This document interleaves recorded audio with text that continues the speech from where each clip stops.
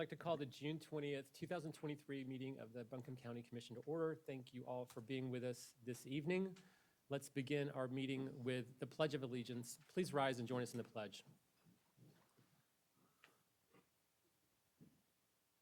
Pledge allegiance to the flag of the United States of America and to the republic for which it stands, one nation, under God, indivisible, with liberty and justice for all.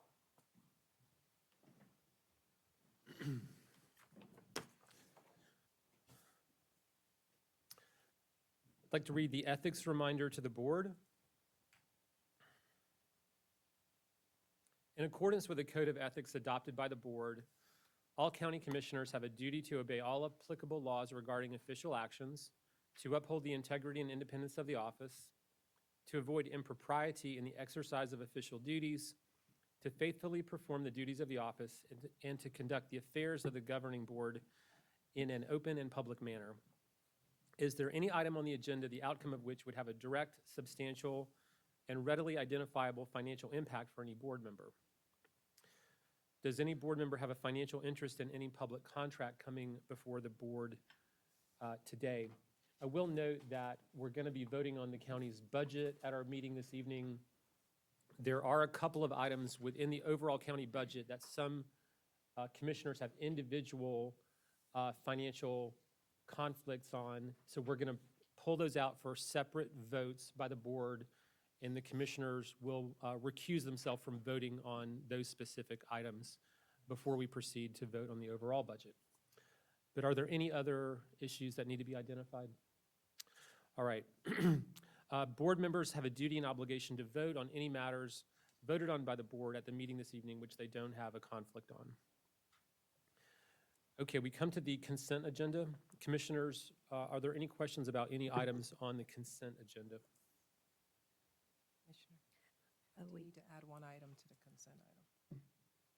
Are we adding it to the consent agenda? Could you talk about the item that's you want to add? Yes, sir. Avril? It is to accept the MAT grant. MAT is Medicated Assisted Treatment. It is a grant that we received for the last 3 years. It covers the period from September 2022 to June, so it's past grant, and we're now receiving the actual documents for us to add it to the budget. But it's for work that we've already completed, and it's to fund Sarah Gayton's program. Okay, and do you have some information you can share with us about that? Can you pull the post-it? The total grant is $120,000 and $120,614. And we can have John present it later, or we can add it, but add it to the agenda, and then we can present that to you. Tonight? Yes, sir. Okay, great. It just Is he has ready be to done do that during the, we could, why don't we just put it, could we, Add it to new business. I mean, or we could just do it right now. We just need a little bit of information about exactly what it is. Okay. We can vote on it. John is walking up as we speak. Okay, all right. While he's doing that, do any members of the public have any questions about any items on our consent agenda? All right.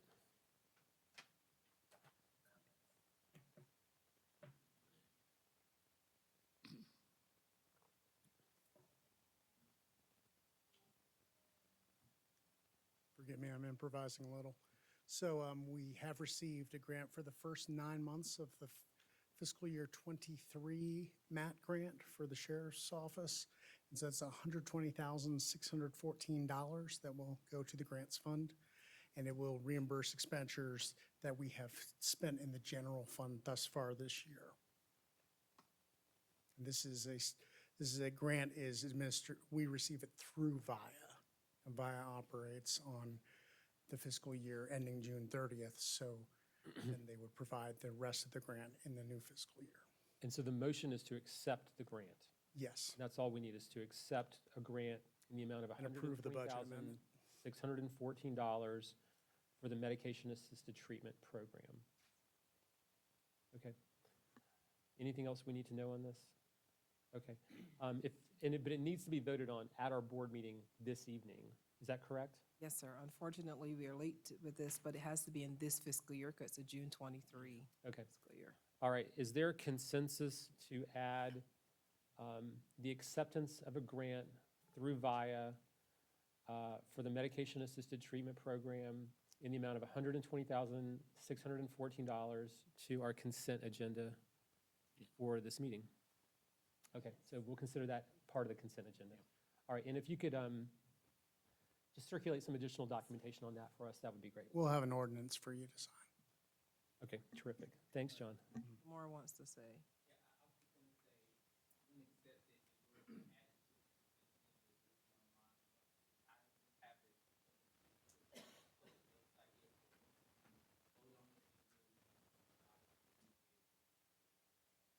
Okay.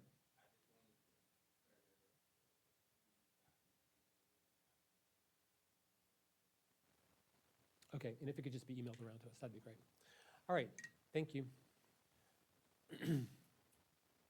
Is there a motion to approve the consent agenda as published with the addition of the MAT grant acceptance? So moved. Second. All in favor, say aye. Aye. Any opposed? All right. Is there a motion, I didn't say this, is there also a motion to follow the remainder of the agenda as published? All in favor, say aye. Aye. Any opposed? All right. Okay, we now come to public comments, and there are a number of folks who have signed up for public comment. So the process we have for public comment, we'd ask folks to come up to the podium. You have 3 minutes to address the board. You'll get an orange light when there's about 30 seconds left, and then there'll be a red light when your 3 minutes is up. And we do ask that you discontinue your public comments when your time's up, because we want to give everyone the same amount of time for public comment. I'm going to go through the list of everyone who has signed up for public comment. But if anyone else would like to address the board during public comment, there'll be an opportunity to do that once we get through the list of the folks who have signed up. All right, and I apologize in advance if I mispronounce anyone's name. The first person is Stephanie Phillips.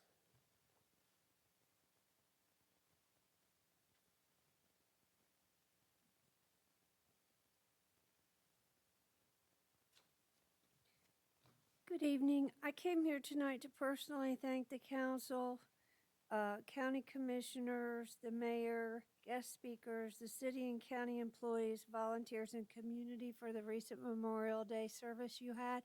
This is the first chance I had to get here. I would also like to thank and honor all military members and families, past and present, from every country worldwide for their service and sacrifice. No actuary could calculate how many lives total have been lost in combat, not just war.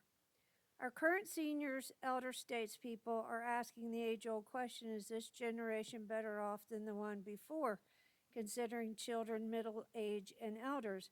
We believe if we act now, it will be. The collective bargaining power of our seniors, many former civil servants, are rising to the challenge of not just trying to secure the viability of their communities, but the entire planet. I recently went back to Town Hall, Kensington, Maryland, and thanked the administration department, telling them this was a great place to live and grow up. All communities have their challenges. The difference back then was we knew and helped our neighbors. Our civil servants were living amongst us proactively, serving, protecting, teaching, and rescuing. We had affordable or free recreation, parks, and entertainment. It's time to end the Civil War, all war, and sign a lasting, sustainable peace treaty. I'm sure my family has something appropriate. So that all countries, one neighborhood at a time, can rebuild themselves and help neighboring countries wherever possible with supplies and human resources. I've been advocating for peace for almost 3 decades. The measure of success of humanity is when all children can compare and contrast the world upon reaching adulthood and still be able to afford and choose to live and serve the community they were raised. I would like to help more. Please authenticate my grandmother's will, stamp Buncombe County, year 70, film 2, item 346, Annie Mae Thomas Phillips Strange, date of death September 4th, 1969. Authenticate my father, Luther Wayne Phillips, World War II records, and he was a graduate of Asheville High School, date of death December 30th of 2004. I also would appreciate if you could authenticate the fact that I am possibly adopted under the birth name Carolyn Ann Phillips, somewhere between July 4th and 10th, 1963 or 1966. I would be available to discuss in a closed-door session. Thank you for your consideration. All right, thank you. The next person is Joan Hoffman.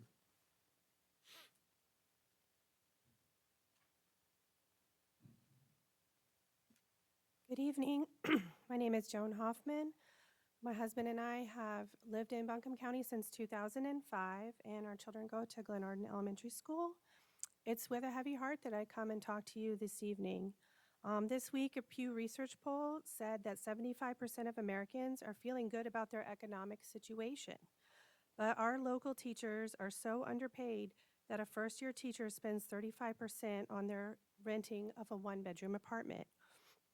Even with a fully funding our budget asked this evening, next year a new teacher would be paying 36%. Our hourly workers are pushing nearly 50%. In conversations with you over the last few weeks, the only real objection that I heard to the budget was that vulnerable people on fixed incomes would not have the ability to pay the extra $20 a month to fully fund our schools. We are the vulnerable, and inflation is felt so much harder in the rental communities who lack the stabilization of a monthly mortgage payment. Even with fully funded budgets, we will be running deficits, offloading costs to teachers who will be covering classes, doing the extra work from positions that are not filled, from the budget cuts that will happen from your current proposal, the extra work that will be offloaded onto Lee Armistead, my librarian, who now will be doing the job of 2 people. Offloading the cost to our custodians and cafeteria staff, who will again be asked to do more with less. Have you asked our community if they are willing to endure a nickel increase in our property taxes for our teachers and staff for pay so that they can live in the communities that they serve? Is the third largest employer you will be again asking our school staff employees to continue to be some of the most disadvantaged members of our communities, with so many employees making $16.60 an hour. We deserve a living wage. If you pass your proposed budget this evening, a budget that contains a $27 million shortfall, only funding 1/5 of the school board's budget request increase, you will be making a huge mistake in harming our students. The many indignities of constantly being overlooked by our community, by being dismissed by our local leaders, we are being devalued, yet again, by people who look us in the eye and refuse to do the hard work to get the funds that our schools desperately need. I am truly disheartened, and I hope that you will reconsider. Thank you.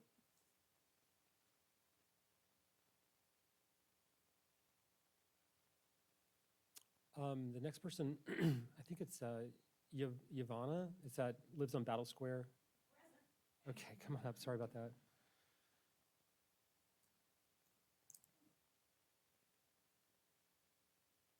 And I'm going to try to do this so I don't get the orange light. Good evening. Just wanted to share a few little things. I'm not related to anybody in the school system, not related to any of the students. And yet I have proudly served as foster grandparent since 2012. I have served at what is now known as Lucy Herring, 1st grade and then kindergarten. Foster grandparents do get a monthly stipend. Mine is never more than $400 a month. I have been investing in the classroom to offset needs, to supplement needs. Since 2012, no more than $400 a month. It goes in to provide for school supplies, teacher supplies, whatever is needed. The increase in students in our class who are special need has caused me to invest even more money to cover what we can. Due to some teacher shortages, I have found myself who do not have an education background serving as a substitute instructional assistant to help the teacher.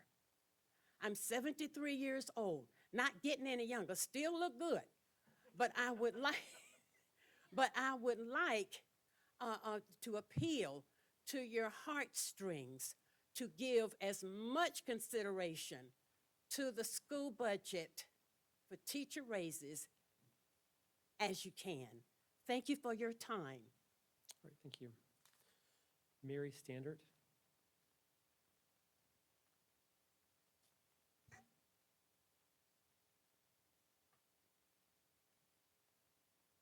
Good evening, Mary Standard from the Montreat Black Mountain community.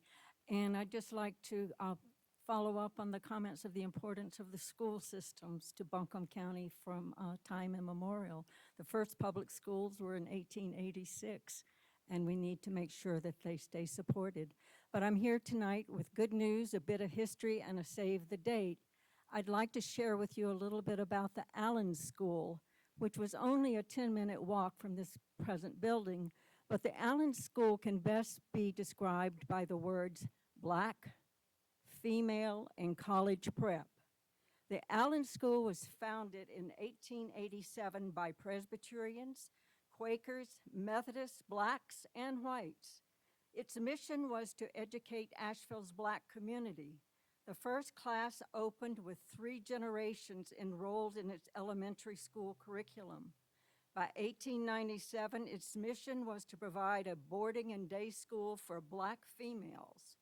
Located just east of Charlotte Street at the foot of Bowcatcher Mountain, the Allen School, now the site of the Literacy Council and Explore Asheville, also known as the TDA, is little recognized despite its historic role in educating young black females during the earliest 20th century, an educational desert for both women and for blacks.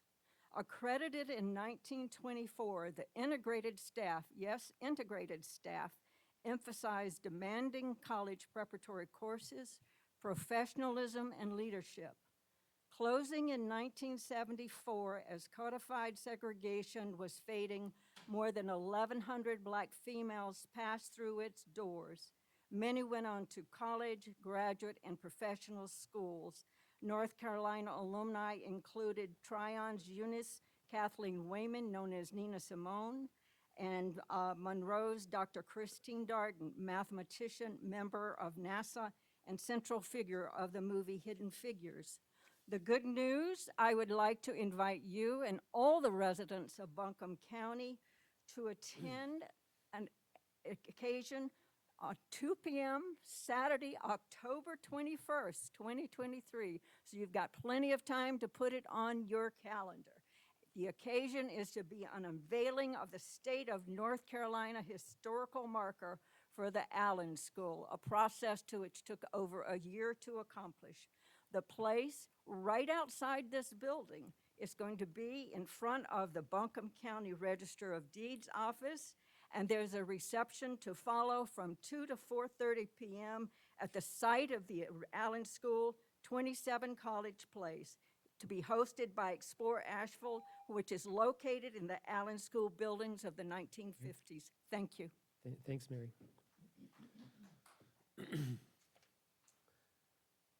Pepe Acebo.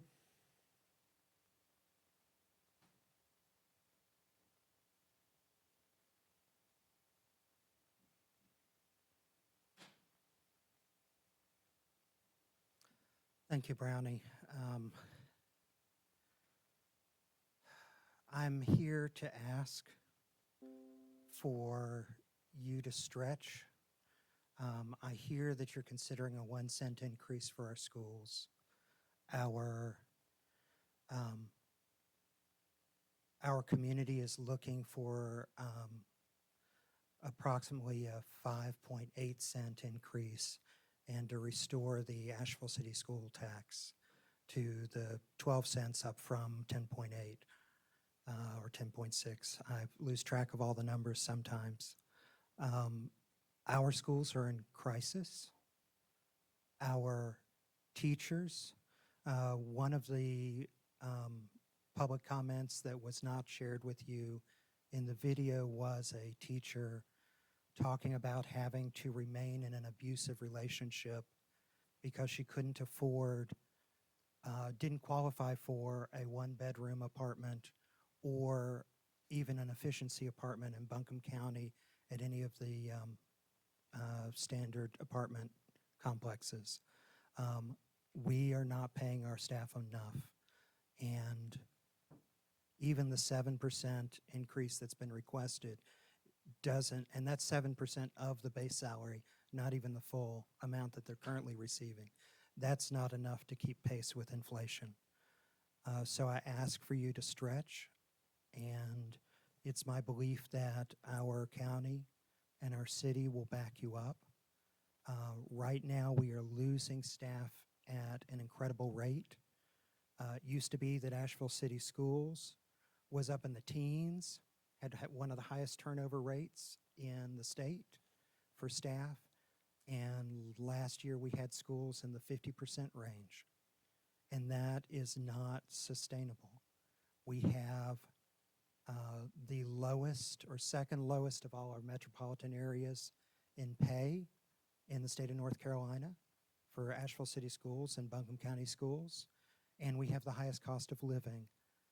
And all of our school communities are suffering. Our parents are struggling to fill in the gaps. Our students are suffering because of this. We have great teachers, and we need to keep them. So please do all that you can. Thank you. Chris Kingsley?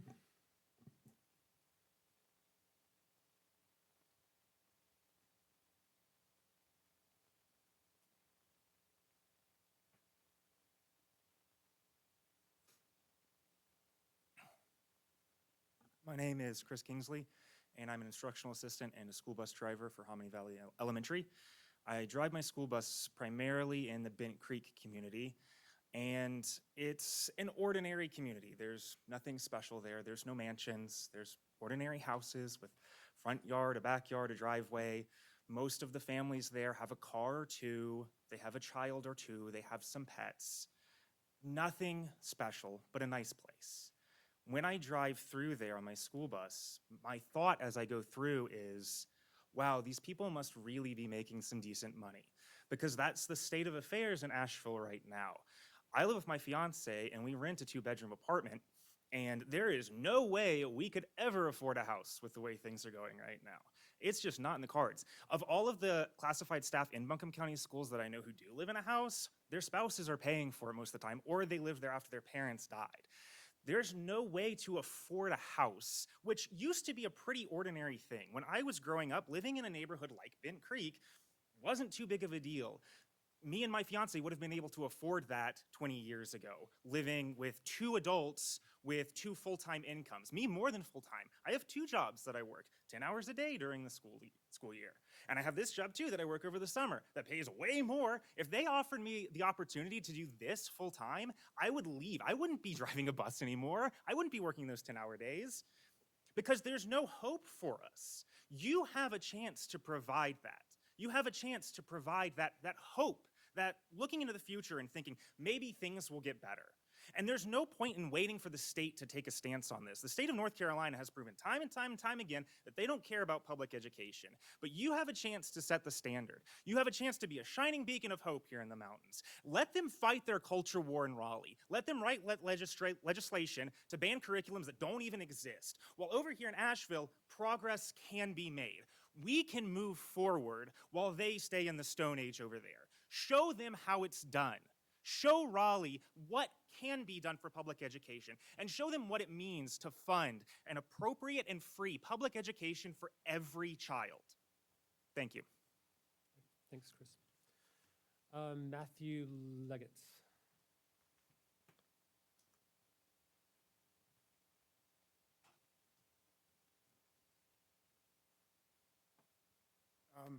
My name is Matthew Leggett. I teach at Montford North Star Academy. I teach 8th grade social studies. I love teaching social studies.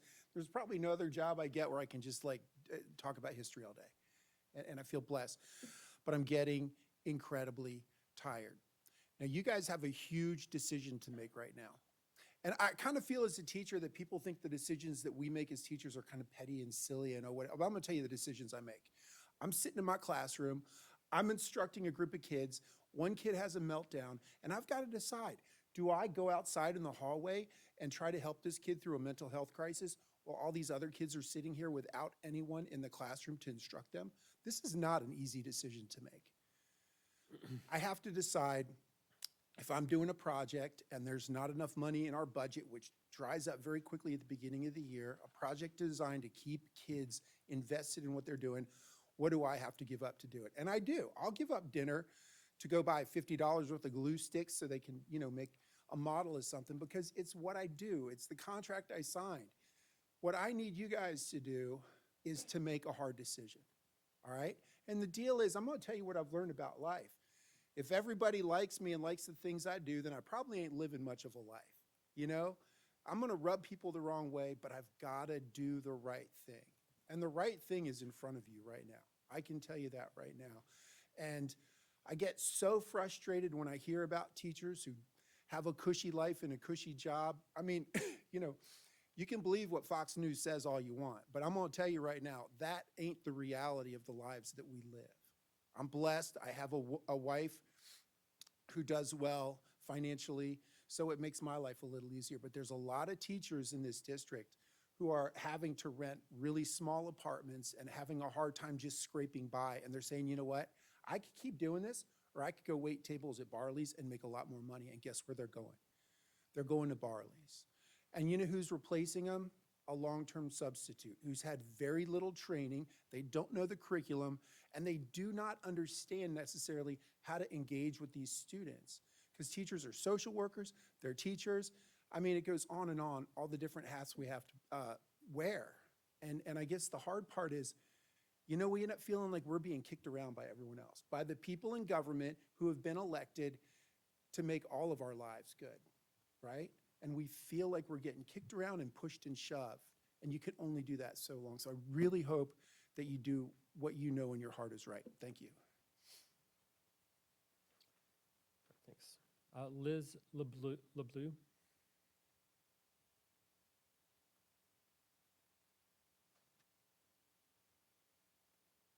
Hello, good evening. I'm Liz LeBlue. Thank you so much for everything that you do. I know your job is very challenging.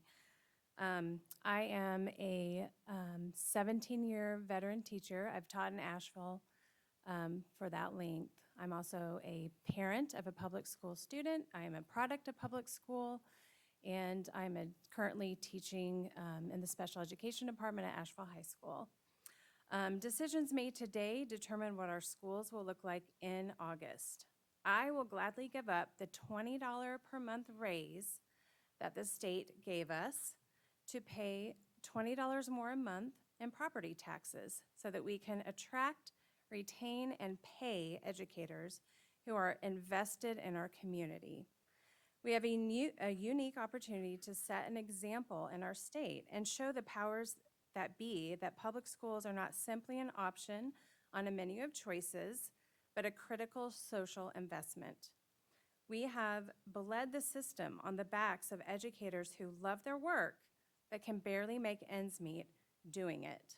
I have taught in Asheville for 17 years, as I said, and I am financially on a plateau, while peers working in other industries are moving ahead. I implore you to make a bold choice and fully fund our public schools. You have the power to do what Raleigh refuses to do. Thank you very much.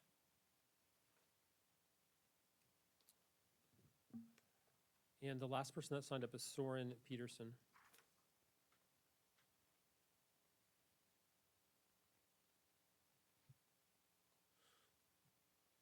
All right. Is there anyone else who would like to address the board during public comment? Yeah, come on.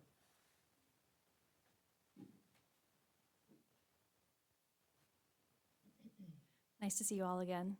I'm Christina Mason, and I own a home in West Asheville, and I pay Buncombe County and Asheville City Schools taxes. My son Henry is a rising first grader at Isaac Dixon Elementary, where I would like to mention they have experienced crazy turnover. We've had a lot of the long-term subs and a rotation even among those subs, and we're hearing about more turnover coming this coming year. I'm back tonight, even though I'm not an employee and I'm just a parent, because it's plain to see that our public schools are at their breaking point, and I really want you to make funding public schools your highest priority. And I know that's a big ask with so many things on the table, but I think it's really important. What I see after 3 years in the school system and 6 years living in North Carolina is that our legislators have been chipping away at public schools and public education for decades, and we're at a tipping point. They've created incentives for parents to take their kids elsewhere to private and charter schools and religious schools, and they're actively undermining public education by underfunding our public schools and attacking our educators. In Asheville, we talk a good game about appreciating public education, but from my perspective, we don't really do enough to pick up the financial slack, so it just kind of ends up being rhetoric. Our public schools are imploding because we don't pay wages that meet the cost of living. We pay lip service about appreciating teachers and school employees, but we don't back that up with policy, action, and dollars.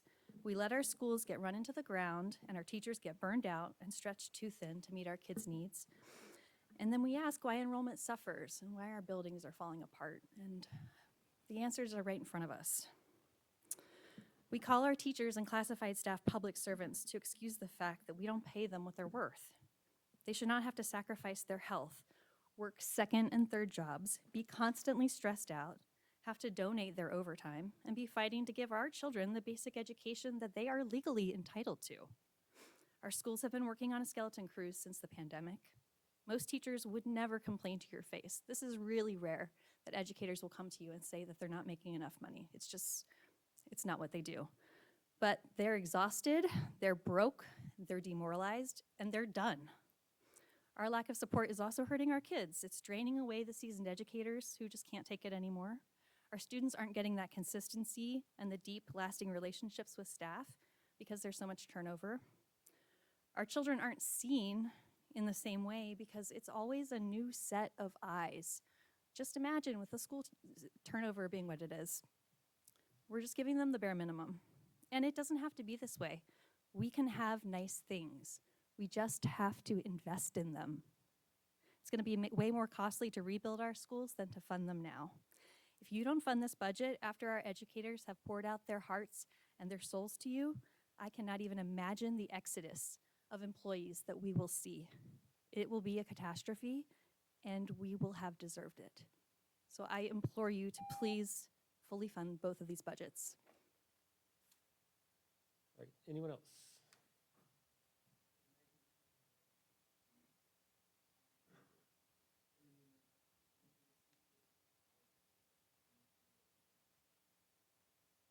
Okay, all right.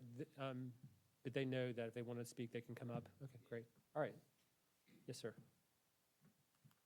Hello, my name is Soren Pedersen. I was in the overflow room and heard my name called and rushed in here. Okay, good job. When I came to this meeting for the last meeting, I spoke about what the numbers here were actually meaning. And just to recap, with the fully paid supplemental, teachers will have increased their pay by 19% since the last time that the local supplement was adjusted 6 years ago. In that same time, inflation has gone up 26%. That means that the amount of money teachers are making now is going less far. In real terms, they're being paid less now than they were 6 years ago.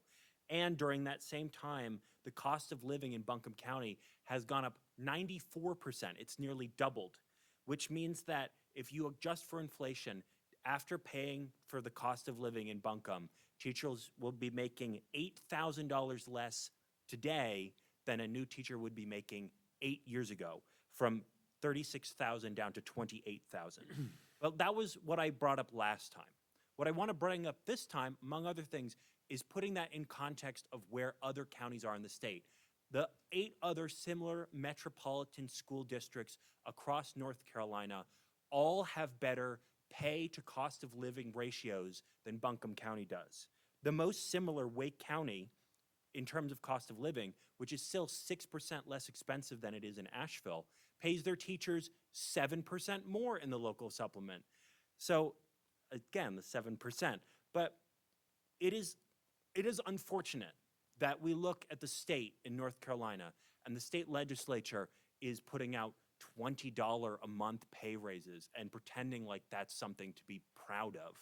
But the fact is, when the cost of living in our county is doubling, that is the job of the county, and it's the job of the growth that we've seen to help feed back into that system.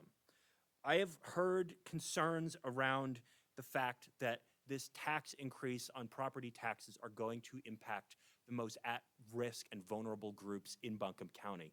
But the fact is that we are now looking at teachers being among those groups, and the children they teach are already that other demographic.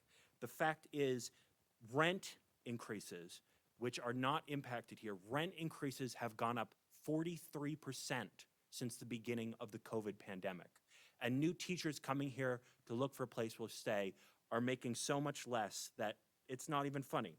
Just to cap it off, when you're talking about people that are working at the bottom of this pay scale, already not making enough to pay the cost of living, a lack of fully funding the budget doesn't mean that they can put less in savings. That means that more is coming out of their own paychecks and their own ability to live and work in this community. Thank you. Thank you. Anyone else? Lamar, do you know if there's anyone else coming up? Okay, all right.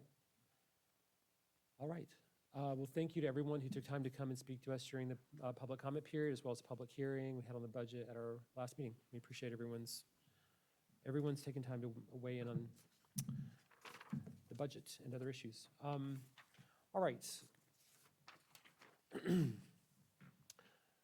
The next item on our agenda, we've got several presentations, the first of which is a Pride Month proclamation, and County Commissioner Jasmine Beach Ferrara will read the proclamation, and Dr. Noriel Armstrong is here to receive it and speak to it.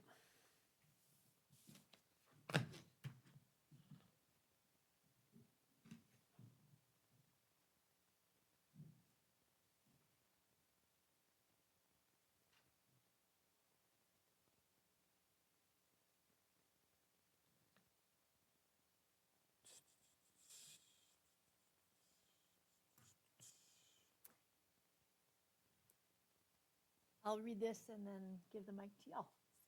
Great. Pride Month. Whereas the battle for dignity, equality, and personal safety for lesbian, gay, bisexual, transgender, and queer, questioning, intersex, and asexual people is reflected in the tireless commitment of the LGBTQIA+ community, as well as dedicated advocates and allies who strive to forge a more inclusive society. Whereas each year, the month of June honors the 1969 Stonewall riots at the Stonewall Inn in New York City, frequently referenced as the start of the modern LGBTQIA+ rights movement in the United States, now celebrated with Pride Month events nationwide. Whereas it is important to take time during this month to reflect on the LGBTQIA+ rights movement and the important progress that has been made. Whereas more than 35,000 of our neighbors in Western North Carolina identify as LGBTQIA+, and whereas a recent survey at UNC Asheville revealed that a third of the students don't identify with conventional binary heterosexual stereotypes, and whereas LGBTQIA+ individuals across the United States, including those who live in our local community, continue to face hate and discrimination simply for being who they are and for who they love, and there remains much work to do to extend the promise of our country to every person. And whereas Buncombe County's non-discrimination ordinance recognizes that it is in the best interest of the residents of Buncombe County to enact protections against discrimination that reflect the community's shared values of equality, inclusion, and fair access, and to preserve the health, safety, and welfare of people without regard to certain actual or perceived status or characteristics. And whereas Buncombe County has recognized the importance of equity for all as a core value in their strategic plan, and whereas Buncombe County's BU LGBTQIA+ affinity group creates a space to share, honor, and celebrate the lived experiences of our LGBTQIA+ employees, and whereas as an employer, Buncombe County has the responsibility to provide a safe and inclusive workplace for all employees and be a proud supporter and leader toward LGBTQIA+ equity in Buncombe County. While there's more work to be done, we are moving forward in a spirit of unwavering commitment to the LGBTQIA+ community. Now be it resolved that we proclaim June 2023 as Buncombe County Pride Month. Signed, Brownie Newman, Chairman of the Buncombe County Board of Commissioners. Thank you.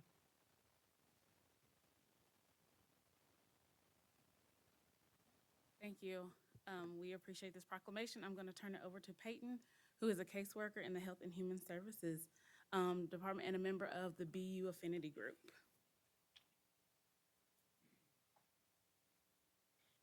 Just want to say thank you. Happy to receive this on behalf of the BU Affinity Group and on behalf of the Buncombe County LGBTQ+ community. We appreciate it. Thank you. Appreciate you.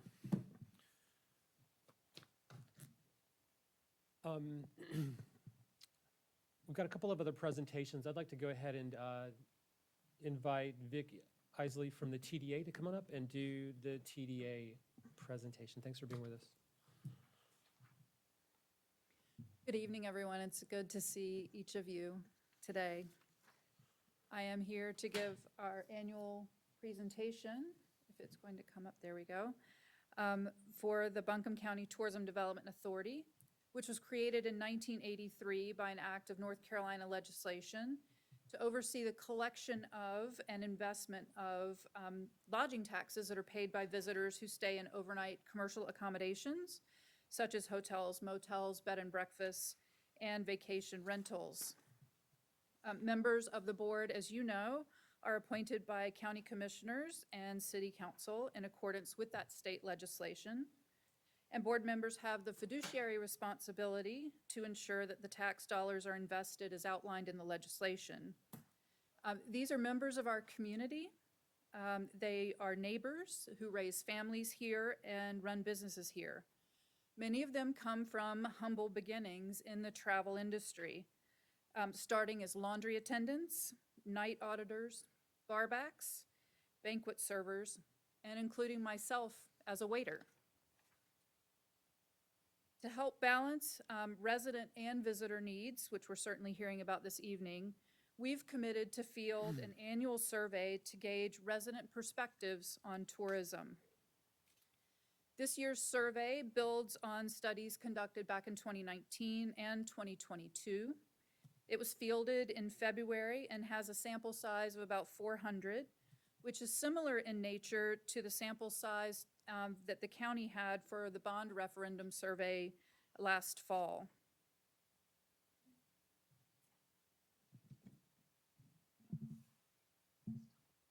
There we go.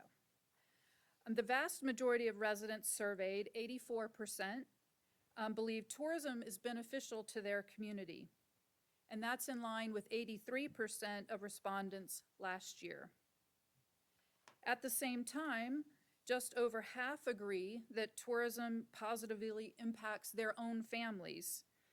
And the survey findings reveal that there are different perspectives and viewpoints on the same topic. And that's really important as we think how to go about doing the work on behalf of our community. For example, nearly 90% of Buncombe County residents believe visitors to the community help support the number and variety of independent businesses, including restaurants, retail shops, and entertainment opportunities we get to enjoy as residents. And just under 40% believe that visitors detract from the culture and character of our community.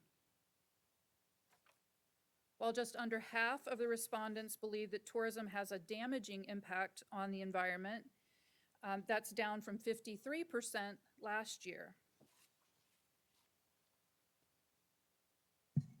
And nearly 80% agree that our visitor economy helps support natural and cultural amenities such as parks, greenways, performing arts, and museums.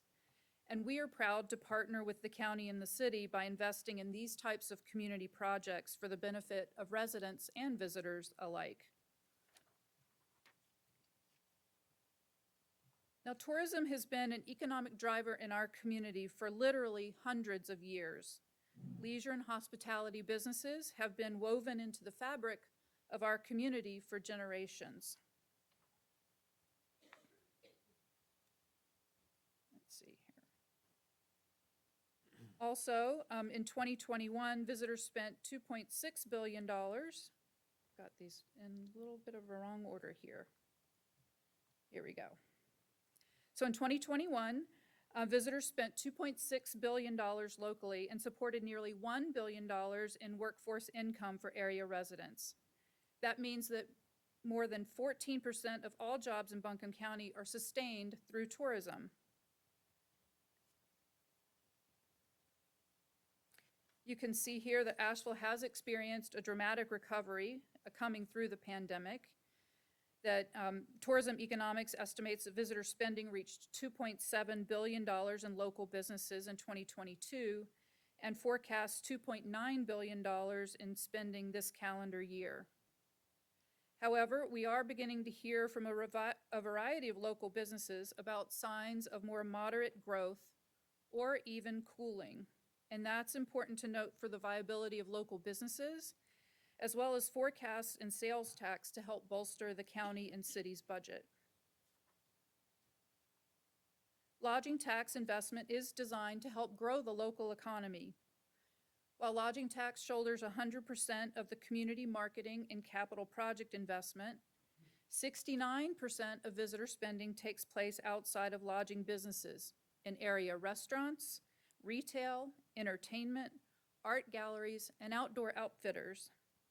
And that's vital for the sustainability of so many of our local independent businesses and their employees.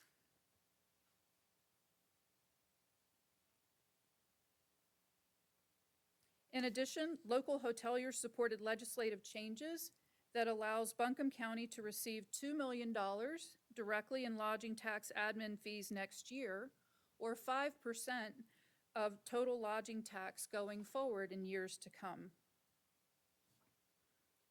We do this effort on behalf of the community through strategic pillars or imperatives that we've created that ladder up to broader community goals, including Buncombe County's strategic plan.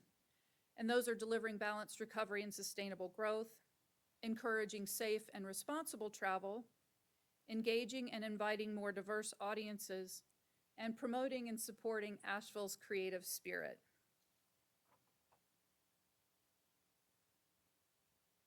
So one example of that is over the last 20 years, the Tourism Development Authority has invested in $60 million in 46 different community projects. So if your family has spent Saturdays at JBL soccer fields or walking greenways, chances are you've enjoyed amenities powered and paid for in part by visitors. And more community investment is on the way.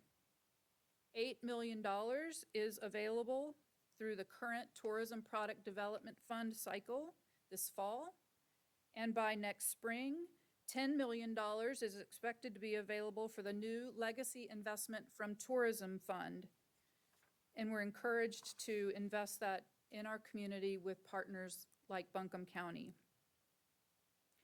On safe and responsible travel, engaging residents and visitors with shared values to care for and respect our natural, cultural, and human resources.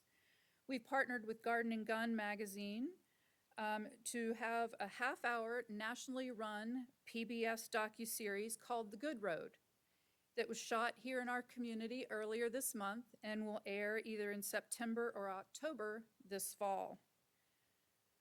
The 26-minute docuseries will tell the stories of the Center for Honeybee Research, the Southside Community Garden, Hood Huggers, Riverlink, the Utopian Seed Project, and I know something that's dear to Commissioner Wells' heart, which is the Farm Heritage Trail. And we're really delighted to shine a spotlight on the great work that's happening in our community in this area. On engaging and inviting more diverse audiences, and importantly, connecting them with our community entrepreneurs and neighborhoods, the African American Heritage Trail, which will now be called the Black Cultural Heritage Trail, development is underway with the advisory input from a committee of local residents, investment in the YMI Cultural Center, and we're looking forward to have the dedication of the Black Cultural Heritage Trail later this fall. And last but certainly not least is promoting and supporting Asheville's creative spirit which really does distinguish our community from other destinations around the country and even the world. And more than 1,500 business partners and entrepreneurs rely on Explore Asheville to share stories of the creators and makers who help differentiate our destination. I personally firmly believe in the power of travel, what it does to broaden our minds as humans, and the economic vitality that comes to communities through that exchange. So thank you for your partnership, for your leadership in this community, and appreciate the time this evening. All right, commissioners, any questions? All right, thanks. Well, I have one. Vic, would you, the LIFT Fund, the committee appointments, I know there's lots of community interest in that. Can you speak to that process and the appointments for that committee, please? Absolutely. So the Legacy Investment from Tourism Fund, or LIFT Fund, the applications for participating on that committee are currently open. You can find that on ashevillecvb.com. Applications are open until July 7th, and then there will be a committee that will review those and will bring those forward to the Tourism Development Authority Board for approval later this year. Thank you. Thank you.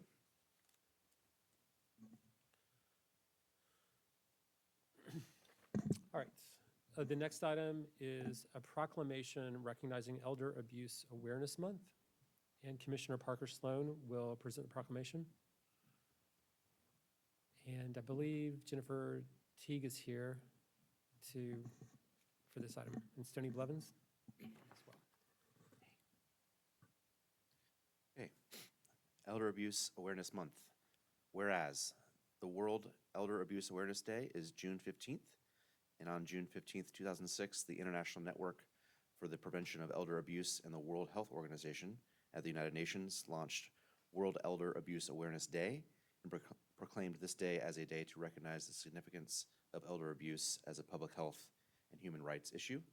And whereas Buncombe County's vulnerable and elder adults deserve to live safely with dignity, and whereas 2023 marks the 18th annual World Elder Abuse Awareness Day, its recognition will promote a better understanding of abuse and neglect of older adults.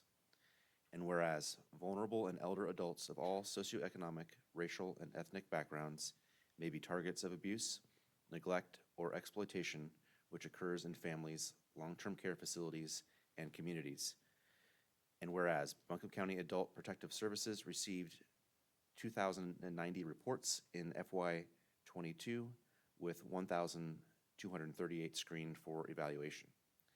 And whereas we know that elder abuse and mistreatment are underreported, with an estimation of only 1 in 24 cases of elder abuse being reported. And whereas recognizing that it is up to all of us to ensure that proper social structure exists so people can retain community and societal connections, reducing the likelihood of abuse. And whereas protecting Buncombe County's vulnerable and elder adults is a community responsibility, and it is imperative that communities work together to help reduce and prevent abuse, neglect, and exploitation. And whereas all residents should watch for signs of abuse, such as physical trauma, withdrawal, depression, anxiety, fear of family members, friends, or caregivers, and report suspected abuse or exploitation to the County Health and Human Services Office. Now, therefore, the Buncombe County Board of Commissioners do hereby proclaim June 2023 as Elder Abuse Awareness Month. We urge all citizens to participate in community efforts to support and improve the safety and well-being of vulnerable and elder adults and secure their right to live free of abuse, neglect, and exploitation. This proclamation is effective upon its adoption. Chairman Ronnie Newman.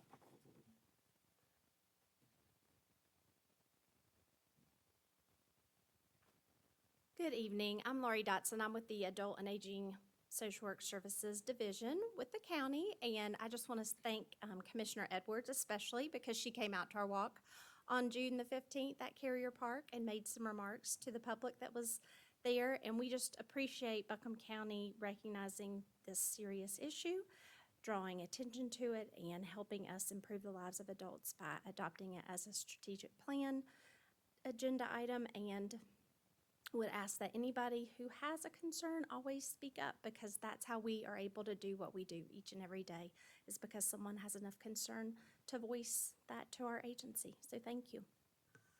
Great, thank you.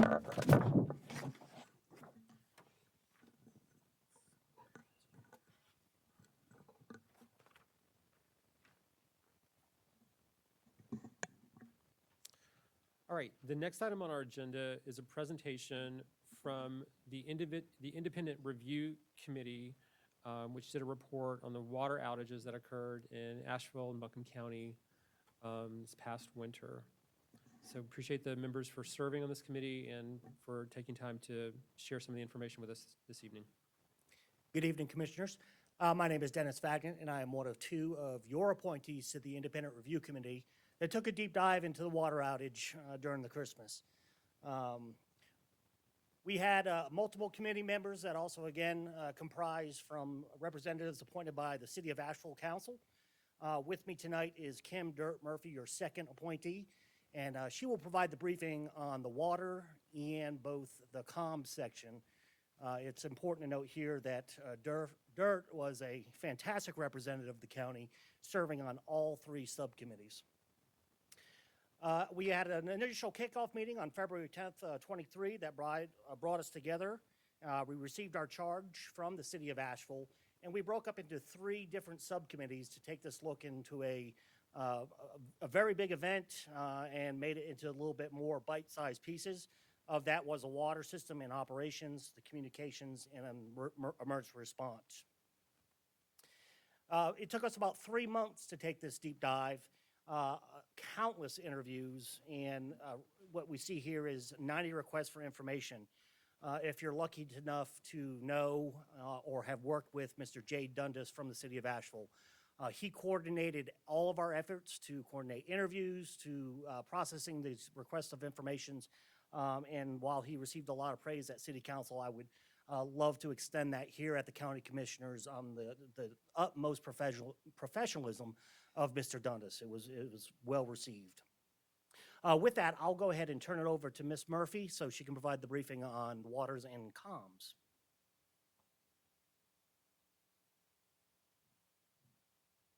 Hey guys, I'm Kim Murphy. I would first like to thank each and every one of you for affording me the opportunity to serve on this committee. It was a real honor to help my community in such a way, so thank you. So the subcommittee members on the water system and operations, we had three co-chairs, Ted Tyree, John McLaughlin. They're both professional engineers. Michael Holcomb, who used to be the head of the Water Resources Department in Asheville. Mike McGill, who was one of the co-chairs for the Comms Committee. I'll get into that in a minute. Myself and Carolyn Roy, who owns Biscuit Head Restaurant. And another person who worked with us closely on the water system operations is Keith Webb, and he is also a professional engineer.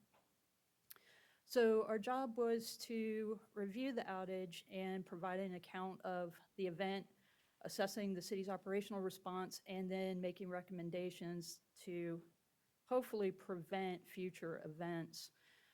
What you have in front of you is a very simplified diagram. If you'll notice, the three water treatment plants are on here. We have the William DeBrule Water Treatment Plant and the North Fork Water Treatment Plant. They're in the northeast part of the county. And then the Mills River Water Treatment Plant, which is in the south. The Mills River Water Treatment Plant is a little different from the ones in the northeast. It has to pump water primarily to the west and the south part of the county, and that's very important. When we lost that, all of our capacity had to come from the William DeBrule and the North Fork, which supply everything by gravity. You'll also notice that we have different booster pump stations on here. The booster pump stations help to protect against head loss, which simply means that we can maintain pressure further out in the system and at areas of higher elevation. So what we were looking at was very cold temperatures, as I'm sure you guys all remember. Um, the cold conditions weren't necessarily the problem. The problem was the water system demand. And the demand came from a total of 27 water main breaks throughout the system. Um, a little bit of context, if you were to lay all of our pipes end to end in our system, it would extend all the way to Miami, Florida, and back, okay? So 27 main breaks really isn't as much as it may seem. The biggest problem that we discovered was high customer consumption, and a lot of these were leaks and breaks due to the cold weather. Now, the Mills River Water Treatment Plant was taken offline because it did have some cold-induced treatment issues. It was off for approximately 4 days. The North Fork and William DeBrule plants remained in service. You'll notice that, you know, our total system demand exceeded 31 to 32 million gallons a day, but the North Fork and the William DeBrule combined provide 36 million gallons per day. That should have been enough to provide water to the south and the west, but it wasn't. And I'm not going to read all of this. You guys know a lot of it. But basically, people in the south and the west lost service. The south system had to be isolated because if they did not isolate that area, they would have lost water to Mission Hospital. Mission Hospital is the third largest water consumer that they have. So anyhow, the storage tanks in South Buncombe and Candler Knob were rapidly depleted. They had to be valved off to prevent from damaging the system. The system recovery was slow, and one of the reasons for that was a closed 24-inch transmission valve that was not found until, and this is a typo, should say 6:45 a.m. on Monday, January 2nd. And there was also a situation where a control valve in the south was listed as being 100% open. It was only 10% open. And the reason why it was listed as 20% open is because they don't want to have it open any more than 10% on a regular situation. Otherwise, they can overflow the tanks in the South Buncombe area. The graph that you see in front of you has a lot of stuff in it. Basically, what we're looking at is we're looking at how much demand we had in the system, how much water we were able to supply from the tanks, and how long, you know, basically the decline of the tank levels, and then how long it took to recover the levels in those tanks. So our biggest problem where we were unable to supply enough water to meet those high demands, I already spoke about the 24-inch transmission valve that was found closed in the River Arts District.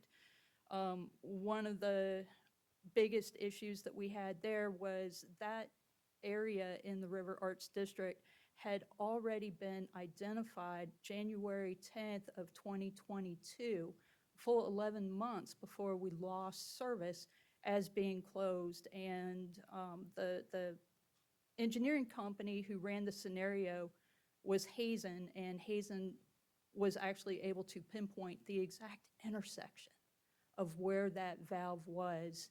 And there was a breakdown in communication. The information never got to the valve crews who could have opened that and prevented the situation, essentially.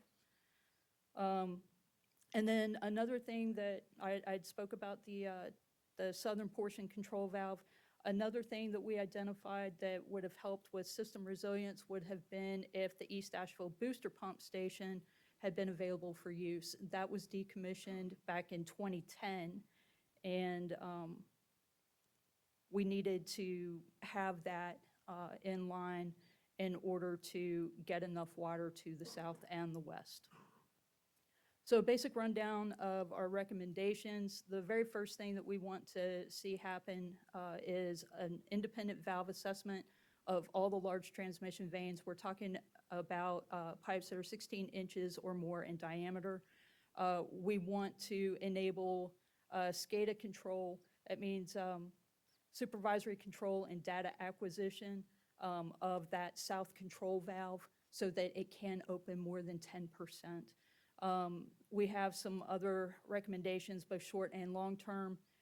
We would like to have a preliminary engineering report to see about the feasibility of recommissioning the East Asheville Booster Pump Station. We need to have a way to derive total daily demand within our SCADA system. Basically, that will just allow the Water Resources Department to figure out how much water they need to produce in any given 24-hour period. One of the things that all three subcommittees identified as something that would have helped is advanced metering infrastructure. As it stands right now, it's a radio read meter for most of the customers. And because of that, we were unable to ever determine who lost water and who didn't. If we would have had that AMI in place, we would have been a lot further ahead. And that's something that's actually in progress right now. We're just hoping they can expedite it. The engineering division within the Water Resources Division, there are only 3 engineers there, and none of them are involved in daily operations. And we would like to see someone, be involved in those operations.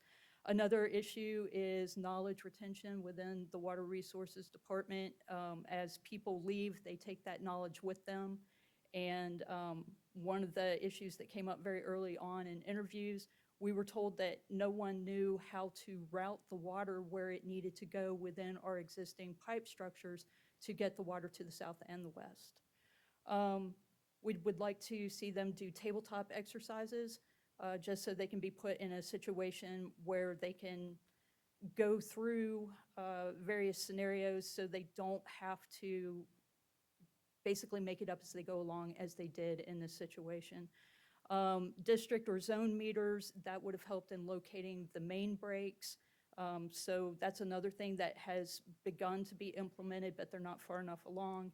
And then finally, something that they may, I would think, reach out to you if they decide to carry on is the creation of a water utility advisory panel. This panel would have no oversight. It would just be an advisory committee to be as a liaison between the community and the Water Resources Department, and then again to elected officials such as yourselves. Any questions about that before I launch into comms? Because I can talk about this stuff all day. Okay. The communications subcommittee, the members were Mike McGill. He was a co-chair with Rob Brisley. Mike handles customer and crisis comms for water utilities. Rob Brisley handles more of the emergency communications for the North Carolina Incident Management Team. He's actually directly employed by FEMA and me. So we conducted more than 50 hours of one-on-one interviews with many people, staff, elected officials, the news media, customers. That was my big focus, is trying to talk to the people who lost water, particularly throughout the county, because their voices were underrepresented. And we also did document reviews, including the comms and emergency response plans. The communication problems arose from a lot of different things. One of the biggest ones was the fact that people were just out of town. It was a holiday.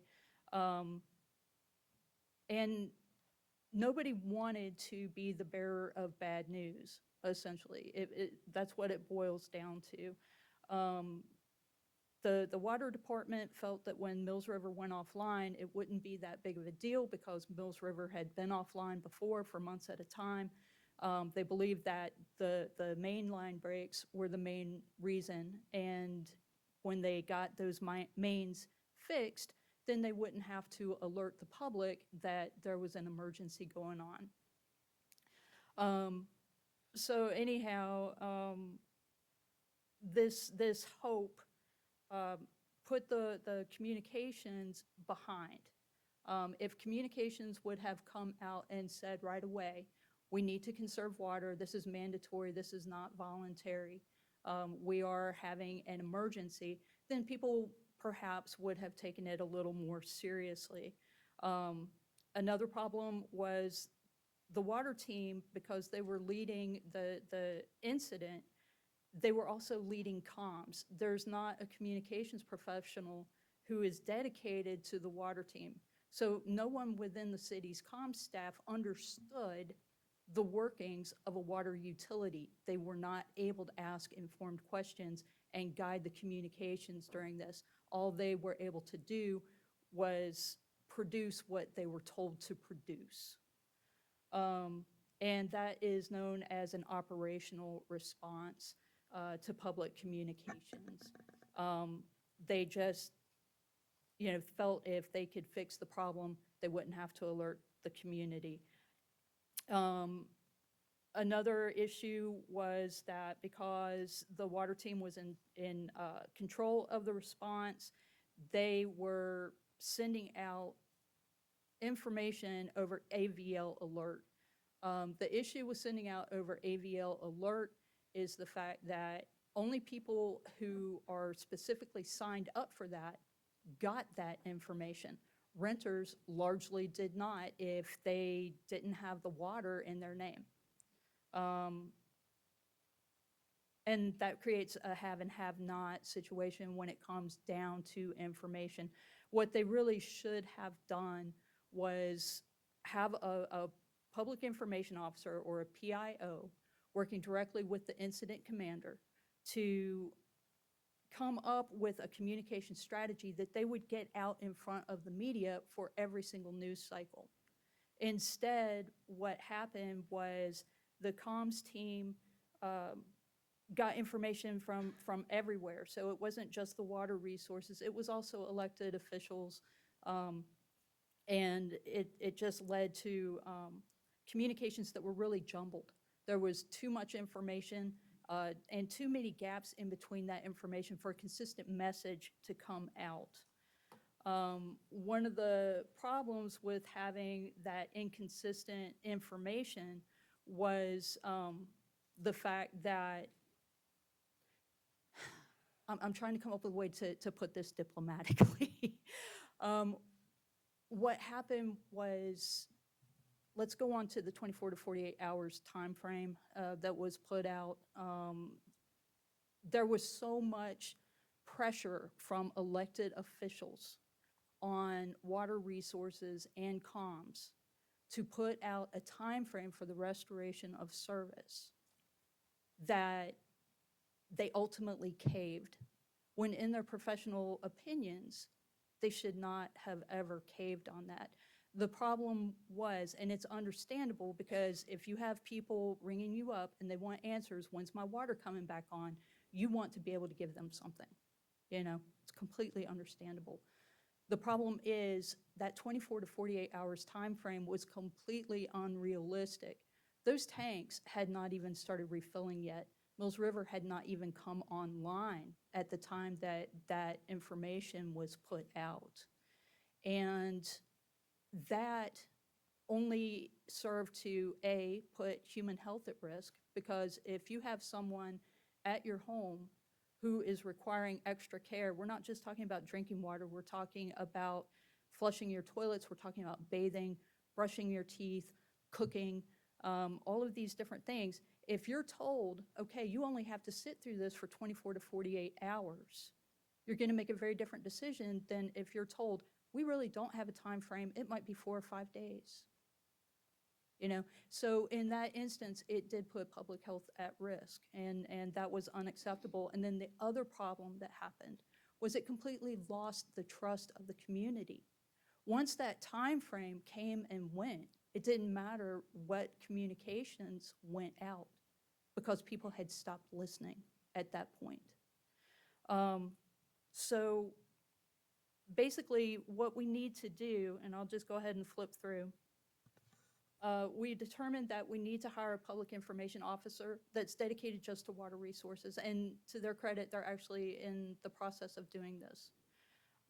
We need to have crisis comms training for all members of the CAPE staff based on ICS training. We need to start instituting the comms portion of the ICS underneath the National Incident Management System. It does not have to be an emergency in order to use this framework, because this is very good framework for all crisis comms that will come out, whether it's a water situation or any other situation that might arise. And then once people have that ICS structure, then they understand that the comms person is working directly with the incident manager. There aren't a bunch of different voices coming in to jumble the message, and we can keep to a clear, concise message. We need media training for all the comms-related staff and department leaders. For some reason, we learned that there wasn't a lot of trust between the city departments and the media, and that also led to an avoidance of the media, except for those kitchen sink type press conferences. And then we also would like to see NIMS and ICS training and certifications for all the city staff responsible for crisis comms. And we've got all kinds of different certifications that people can take to work us closer to that. And then finally, regular engagement with Buncombe County comm staff. Buncombe County wasn't called into this at all in any formal way, and it would have been very helpful in reaching more residents than what happened. So that's it for the comms. Are there any questions? Kim, I've got 6 questions, but I'm going to ask you one right now and You can save the rest ask, for the list. you can email me with the rest if you like, so yeah. In your opinion, within the first 72 hours of the incident occurring or starting, whatever the right word is, Sure. is it your opinion that both or city water staff and or city management staff knew that due to the water tanks not already being refilled and the offline nature of the Mills River facility, I think what you're saying is that they knew that it was impossible for service to be restored within 24 to 48 hours? Yes. They knew that I'm not going to say impossible, but they knew that it would be a stretch because that 24 to 48 hours message came out on the 27th. Well, the Mills River plant had not even come online yet. It didn't come online until the day after. And is it okay if I flip back and show you guys that jumble of graph? Please, and I'm going to ask you a question about the 24 to 48 hours slide too, but please, go ahead. Oh, that's fine. Go ahead and ask if you like. Well, Oh, you want to see the slide? There you go, the 24 to 48 hours. Well, hearing you say that, yeah, your response just makes my blood boil. But to this point, I guess why that statement? Why 24 to 48 hours, in your opinion? Why was that the? Explain it to me like I'm okay. in 5th grade. Okay, I feel like I need to walk sort of a fine line because Please. I'm here to represent the committee, and so like my personal opinion is different from the committee's. So would you rather I talk about what the committee found or what my personal opinion is? I mean, there is some overlap, but I want to walk that fine line. Kim, do your best to give me both and what you Okay. find appropriate. Okay. So in my opinion, all right, there was a lot of pressure on elected officials from the public, and that's understandable, all right? They wanted answers. They wanted them right away. What we learned as a committee from many different interviews was that frustration boiled over, and there was job-threatening pressure put on the Director of Water Resources. One of the things that I heard, and we didn't solicit what anybody had to say, we would open up interviews at the end for people to share what they felt we needed to know if we hadn't asked them all the right questions. What I heard in some of the interviews with water resources staff was the director was browbeaten into saying, I guess we can say we have a goal of 24 to 48 hours. The word goal was completely lost to the average person's ear. All they heard was 24 to 48 hours. If you're being told that your job is on the line, if you're not able to give a time frame, that's essentially what happened. And that's the tragedy in this. I think that if everyone involved, including elected officials, and Dennis will end up speaking to this part, had emergency training, the ICS training, everyone could have stayed in their lanes, and this situation never would have happened, in my opinion. Not as a committee, but in my opinion. I think that the underlying issue is a lack of that training, you know? So, yeah. Thank you. And then do you still want me to go back to the slide so we can talk about the tanks refilling? Are you good with that? Thank you. Okay.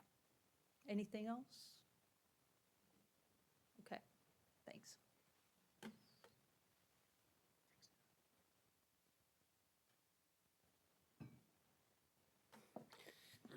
So the final subcommittee was the emergency response. I was selected to chair this committee along with Rob Rissy, who you've heard, and of course, DIRT, our common theme of our committee. We established 5 major findings, and so instead of just going over these individually, I'll just jump right through to our recommendations, and I'll highlight those findings. And so our first finding was that the incident command system was not even thought of or implemented according to federal guidelines and even towards the City of Operations plan. So this became very complicated because the ICS system, of course, is scalable. Fire departments every single day use a form of incident command, even on a simple medical call, where all functions of incident command will lie with one person. That lead officer on scene would be the incident command. They would establish an incident action plan and then put that into place and through operations. And then that can scale up to the size of crisis that we saw during Christmas, or if you think about how we handled COVID with a full-blown emergency operations center from an emergency manager where every single major portion of general and command staff are filled. And so our recommendations to the city is to implement, train, and exercise on one incident command system. The good thing is that exists. There's nothing that has to be created. It just has to be trained and implemented. And we also look for them to identify who would fill these major roles. We saw that in the comm section and even in the water is when they do their tabletop exercises, we want them to take those individuals that would fill those command and general staff positions and then throw things at them, take them out of their comfort zone. It's time to do that in an actual training exercise and not when crisis is there. So we're asking them to implement that schedule. The one thing about ICS is if you don't train on it, and you're gonna hear this throughout, it becomes very, very cumbersome. So cumbersome that if you don't train on it, you simply just throw it away. And then you lose all controls because there's times and places where planning, and so during the current operational planning, you're actually planning on what you're gonna do tomorrow, and that process is constant. You get that implementation of the Joint Information Center where you got your PIOs huddled together, developing that message, that one cohesive message, passing that up to the decision makers to make sure that the message is appropriate. And so you're just gonna hear this throughout is implement that ICS, train on it, but you got to practice it over and over again. Our second finding is going to go in line with the ICS in that there was inconsistent or a complete lack of training for elected officials, city management, and operational staff surrounding emergency management response. You don't know what you don't know. And so as Dirt spoke earlier, where lines got blurred, if you're unable to work in and around the ICS system, then those roles do become blurred and problems begin to arise. So it's very good to identify what levels of training in the ICS system that elected officials all the way down to those customer forward positions would need. Very similar to this body. To interact with the ICS system, there's a level of knowledge, basic level knowledge that you should have. ICS, one of the hallmarks of it is common terminology and how we do things and the process of planning. It's done the same here as in all other 50 states in the union. ICS, there's one system, and so we can operate within that. We explored, even and again, in this commission, Commissioner Newman, you have powers under North Carolina General Statute. So there's times where you would be involved within an emergency to prepare an emergency declaration and all those powers given towards a county commissioner, the chair of the county commissioner. So your level of advanced training may be maybe just a little bit higher because of those duties under general statute. Then look at your emergency operations plan and conduct your exercises against those crises which you have acknowledged that could happen within your system. And so here was a water break. It still resides in the city of Asheville's emergency operation plan. So it makes sense they would establish a criteria or a training schedule around that, or other critical infrastructure, electrical outage, a natural disaster, an ice storm. Those things that you've pre-identified, you should be training to them. And then establish and implement an exercise schedule to include the opening of an EOC, a unified command, or a multi-agency coordination group. And we'll definitely get into that, but we saw this in COVID, and what the good thing that the city has in their pocket is Chief Knighton was our EOC manager that set up our COVID EOC. He works for the City of Asheville Fire Department. He is a nationally recognized ICS trainer. He's an expert at it. And so they are ahead of the game when it comes to implementing this kind of a strategy, and his ability to cross that aisle between city and county to bring our two agencies together. Our next finding was there was no consideration for the implementation of a unified command, although the incident extended beyond the municipal boundaries of Asheville. So Henderson County, Biltmore Forest, of course, Buncombe County. So the idea is, as I explained, unified command to city council was simply just kind of what we know from TV. And so what I would say is pick any of your favorite crime drama. They arrive on scene, then a federal three-letter comes in, and then they start fighting about whose jurisdiction is. Well, that's not unified command at all. But what it does do is it does bring those stakeholders together at a table and share common, make sure that the needs are fulfilled for their community. So this gained a little bit of traction when I briefed this, and so this being my second go-around, I can speak to it. And it says, Buncombe County should take an active role to ensure inclusion in such events. So what do I mean by that? Remember, I was boots on the ground during this. So I was able to see the immense input that Director Taylor Jones at Emergency Management was doing, what Nathan Green with the Health Department was doing to try to coordinate, what can we do, how can we help? This was happening, but remember, our charge was not just to silo ourselves within just emergency response professionals. And so what we did is, as Dirt spoke to, is we wanted that input from our community. So our stakeholders, it varies very differently from what the city of Asheville may recognize. And so we have farms. And so what we heard from people was, how do I water my cows? How do I water my livestock?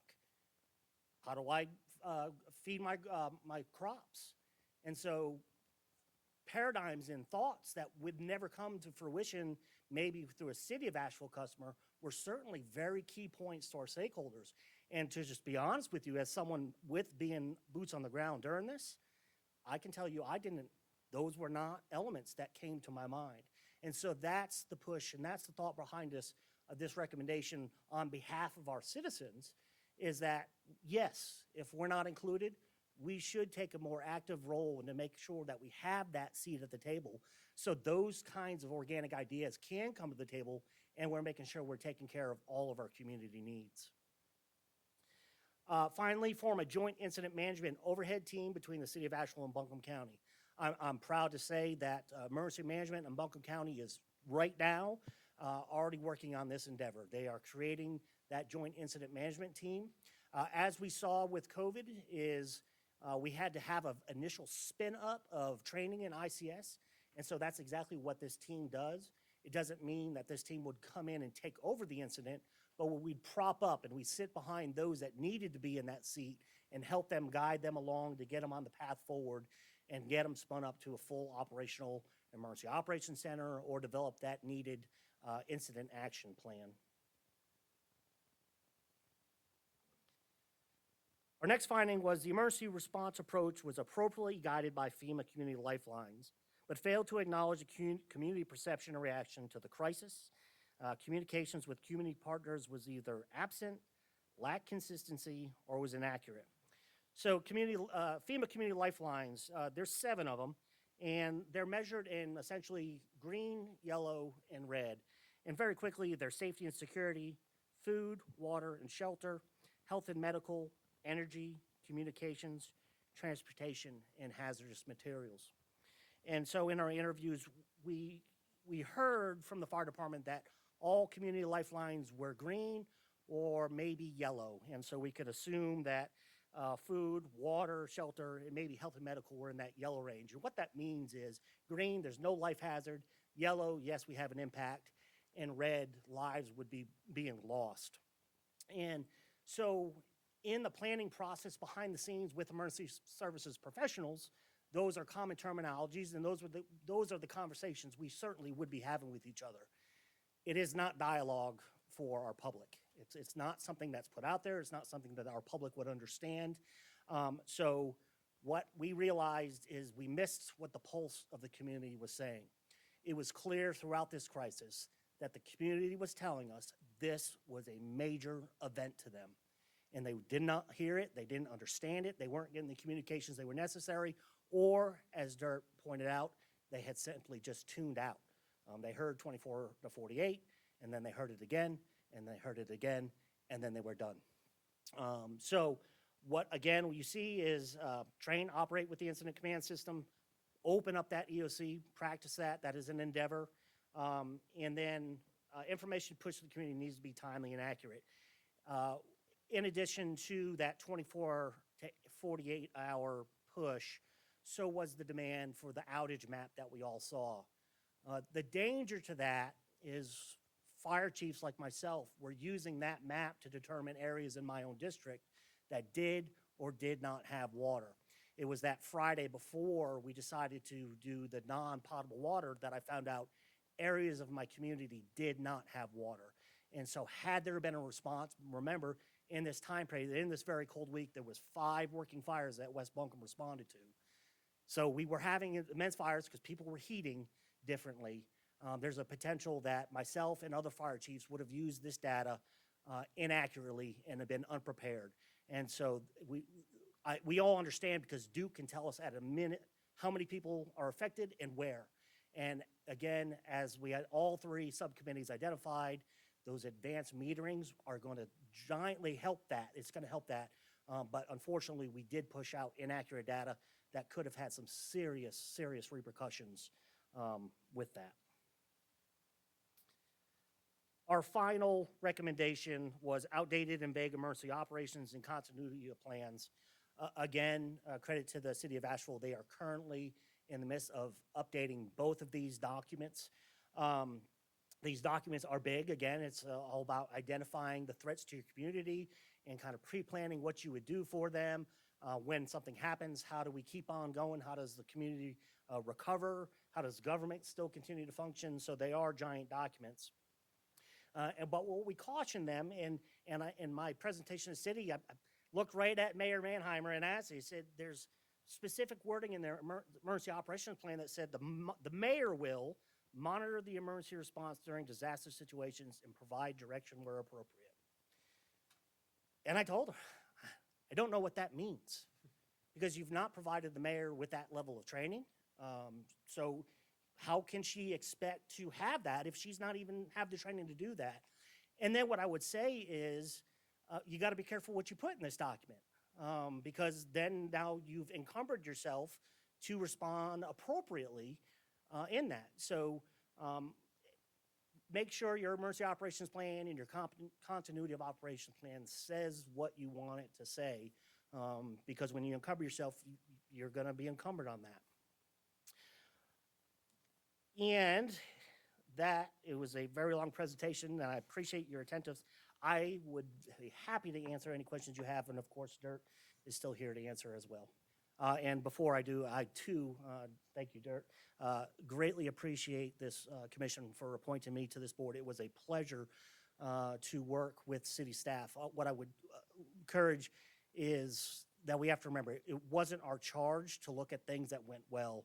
And that's highly unfortunate, but we do have to remember that there was a lot of good things that got done. And so you think about in the midst of that cold, the boots on the ground, in the trenches, repairing those water lane breaks. I mean, so not everything was wrong. And so we should give credit to those folks that did an outstanding job during this outage. Chief, I've got two questions, I think specifically for you. First one, yes, there was a lot of great that occurred, including chiefs like you and the county emergency services response in terms of response to the public health crisis. And I guess that response came eventually, right? Let's call it eventually. Is it your opinion that if county emergency services and chiefs like you were told within the first 72 hours that service could not, or it was likely that it could not, be restored within 48 hours, would your response not have been dramatically different? Would the county's emergency services response not been dramatically different? Yes, it would have been for every fire district.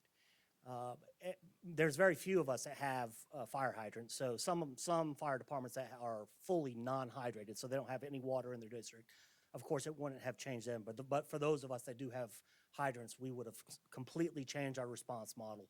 More water tankers would have been put on the road, and probably even further conversations with other departments would have had to beef up that response of water tankers into our individual districts during any kind of a structural related call. So yes, decisions would have been different had we been that. And I think what you can glean out of the full report, what was said multiple times, there wasn't information sharing, there was information pulling from the county side.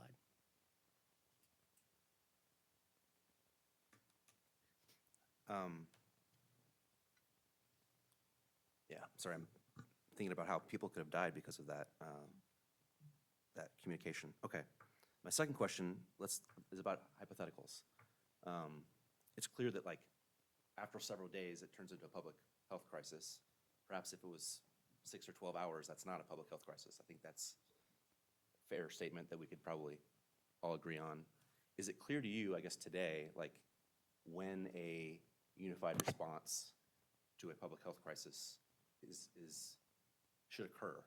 Is it clear to you at what point does county emergency services, for example, need to spin up a unified response? Or is it still gray? No, so yes, you give a good hypothetical question to that. And so again, what we have to go back to is that emergency operations plan that you've established. And so when you hit some of these benchmarks, it would automatically spin up.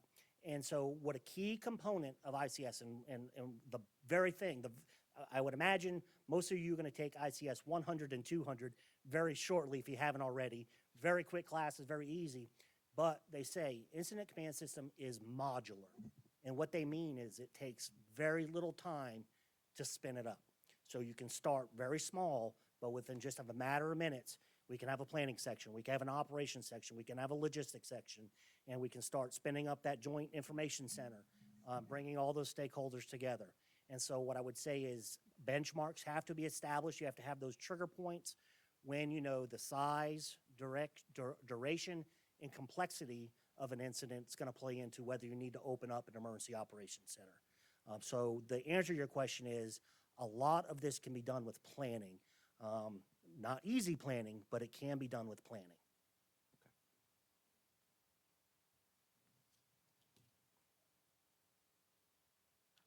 I have other questions, but they're not necessarily for the chief, so. Okay, Jasmine?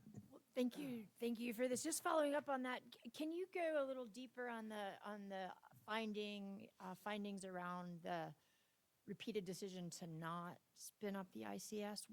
What was going on there in terms of the argument that this wasn't a crisis that merited that level of response? I'd like to tag on to that too, Jasmine, just as an addendum, because you said it, Chief Agnew, the city has a nationally known trainer who led the EOC during COVID for us as well, and to have not used Chief Knighton's nationally known expertise in this situation. I just want to add that to the end of Commissioner Beach Ferrara's question, is where was the breakdown in that as well? So I believe there's always management prerogative. And so the decisions that are made on the management side on the best placement of who's going to be where and what positions they were served, it was in now retired Chief Burnett's decision that he was going to be the active lead for the Asheville Fire Department in the coordination of this crisis. And so that's the decision of the management. That's what happened. Jeremy Knighton was detailed over to look at how we delivered the water, the drinking water to our public, and along that lines. And so unfortunately, well, quite frankly, personnel records is going to prevent any discussion about that kind of decision in the management process. And I know that's always a difficult statement to make, but unfortunately, laws are going to be where they are, where we can't speak to that. We do have a finding in the full report that as a committee, we don't believe he was used to his full potential. As far as why, we do have a statement that they, in hindsight, would have opened an EOC for optics. And so what that led our subcommittee to believe is there was just a complete lack of, again, we spoke to a lack of pulse on what the community was telling us, and that they were not getting the answers that they wanted. So whether that could have been solved, which we believe would have been solved with a joint information center, or what we would call a JIC, which we would hoped and wished that our county PIOs would have been brought in there. Again, we spoke to that our reach would have been much larger with both a integrated county-city response. The easy or the difficult but easy question is they simply didn't believe they needed it. They say they had an incident command system, but again, there was two individuals that identified themselves as the incident commander at the same time. So it wasn't implemented correctly because of that lack of training, because they haven't exercised it. And then again, just to follow up to answer the question, is they simply didn't believe they needed the EOC. I, with my counterparts in the city of Asheville, respectfully disagree. I think Ms. Murphy had her hand up behind you as well. So just to give you guys a little bit of context behind why there was no unified command. Water Resources realized that they had a problem, an emergency, a quote emergency on Christmas Eve, all right? But they felt that they could handle it, all right? The communications team, because they fell under the Water Resources Department, put out that message. You know, this wasn't something that stemmed initially from, you know, emergency response. This is something that actually stemmed initially from the reaction of the Water Department and the fouled communications. And then emergency response got caught up in that snowball, which is, yeah, it is what it is at this point. Any more questions? You know, where I still have a problem, I've read all of it and all, but it seems that we're dancing around. Didn't we have a leadership vacuum? I mean, that's the one thing that nobody, let's talk about. I mean, a lot of this is just leadership one-on-one. And people, you know, I'm surprised a city like Asheville, and I've lived in Asheville all my life, with getting close to 100,000 people now. But when I see what that one incident caused, we should always be prepared, whether it's fire, police, or whatever. I mean, we should be prepared for that.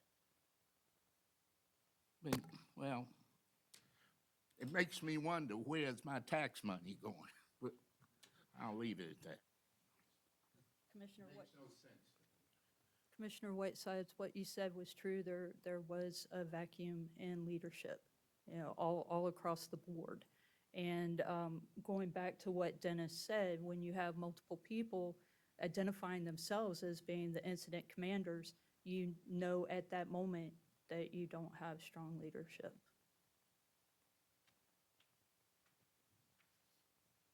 A couple of questions. Chief, you reminded me something from your interview for this committee. I believe you mentioned how there were neighborhoods in your district that were out of water that for some reason you were led to believe shouldn't be or weren't at the time. Am I remembering that? You're absolutely right. It was literally, it's the mountain right behind our main station. Right. It never showed up on the outage map as not having water, yet my fire station said it did not have water, but I never did lose water. So that was the clue in, is a resident showed up at the station wanting water, and I just happened to ask, where did you live? And the epiphany happened that I was in a very dangerous situation. There's a lot of things in this report about the infrastructure that I think the staff knew was offline or broken or off just in general. And that's more damning than I thought it would be. But I guess the report doesn't touch on a lot of the stuff like this where staff didn't know what they didn't know, or that your neighborhood didn't know that they should be out of water. They had both the neighborhood didn't have a resource to look at, and it seems like water authority staff didn't know that either. Am I kind of describing this? Okay, so going back to the issue of the advanced metering infrastructure, had that been in place, that wouldn't have been an issue. There was also an issue when I was talking about the thin engineering department within Water Resources. Their GIS person, the seat was vacant. They didn't have anybody there who could generate a map. And a map was asked for rather forcefully by a couple of elected officials. It was done at a time when Water Resources was busy trying to figure out what they didn't know. They didn't have the staff that they could put on the map. They couldn't have generated an accurate map even if they had the staff to put on it. It was just a lack of that basic AMI infrastructure. And that was a problem identified across all three subcommittees. And I'm sorry, you mentioned there's a monitoring system that is recommended in here? Yeah, it's the advanced metering Advanced metering, infrastructure. okay. Yeah, AMI. Okay. And basically what that does, it's sort of like a smart meter for your water. So if you don't have any water flowing into a residence, the Water Resources Department will be able to know, hey, there's a break, you're not using water. Conversely, if, like the break occurs at your house and all of a sudden there's all kinds of water flowing, Water Resources will be able to go in and fix it there. That would have been important because there were so many on-premises breaks, my house included. So, it would have been very helpful to them, and hopefully they'll be able to expedite that. I promise this is my last question. It probably doesn't reach the top 10 of issues in this report, but tell me about just manual labor, like staffing availability to physically fix things that were broken during this incident. I think a lot of people, myself included, pictured like staff working 24/7, digging and fixing valves and things, and I can't tell if that was part of Okay. the issue or not? Actually, they were working very, very hard. As far as staffing goes, it is a very thin staff. It's not just within the engineering department. They do have a dedicated valve crew that's supposed to go around and assess all of the valves. There are only 3 people on that crew, and they get pulled to other projects as the need arises. So infrastructure-wise, human infrastructure is a huge part. They definitely need more people. And is that one of the places where if, in hindsight, if the city had sort of alerted other local governments and other public agencies earlier to kind of get eyes on this? Because I was sort of worried about that same thing. I mean, it's over the holidays, it's freezing cold. And I have no doubt that people who were working on it were working as hard as they could, but it's just a lot of actual work that has to be done, right? So could the city have potentially pulled in a lot of other crews to do that physical work so that those lines could get back online sooner, again, with the benefit of hindsight? Like MSD, Hendersonville, obviously other utilities that work in this similar space. Yeah, that's a perfect example of what a unified command does. Because it's not just having a seat at the table protecting your stakeholders. It's all about what resources I have available to me to help you. So yes, if we would have spun that up and got those stakeholders together, certainly the sharing of resources and getting those technicians out in the field to help. A valve is a valve. So if you know how to repair a valve in Weaverville, you can repair a valve in Asheville. And so yes, you gave a perfect example of the importance of the incident command system and then that implementation of it.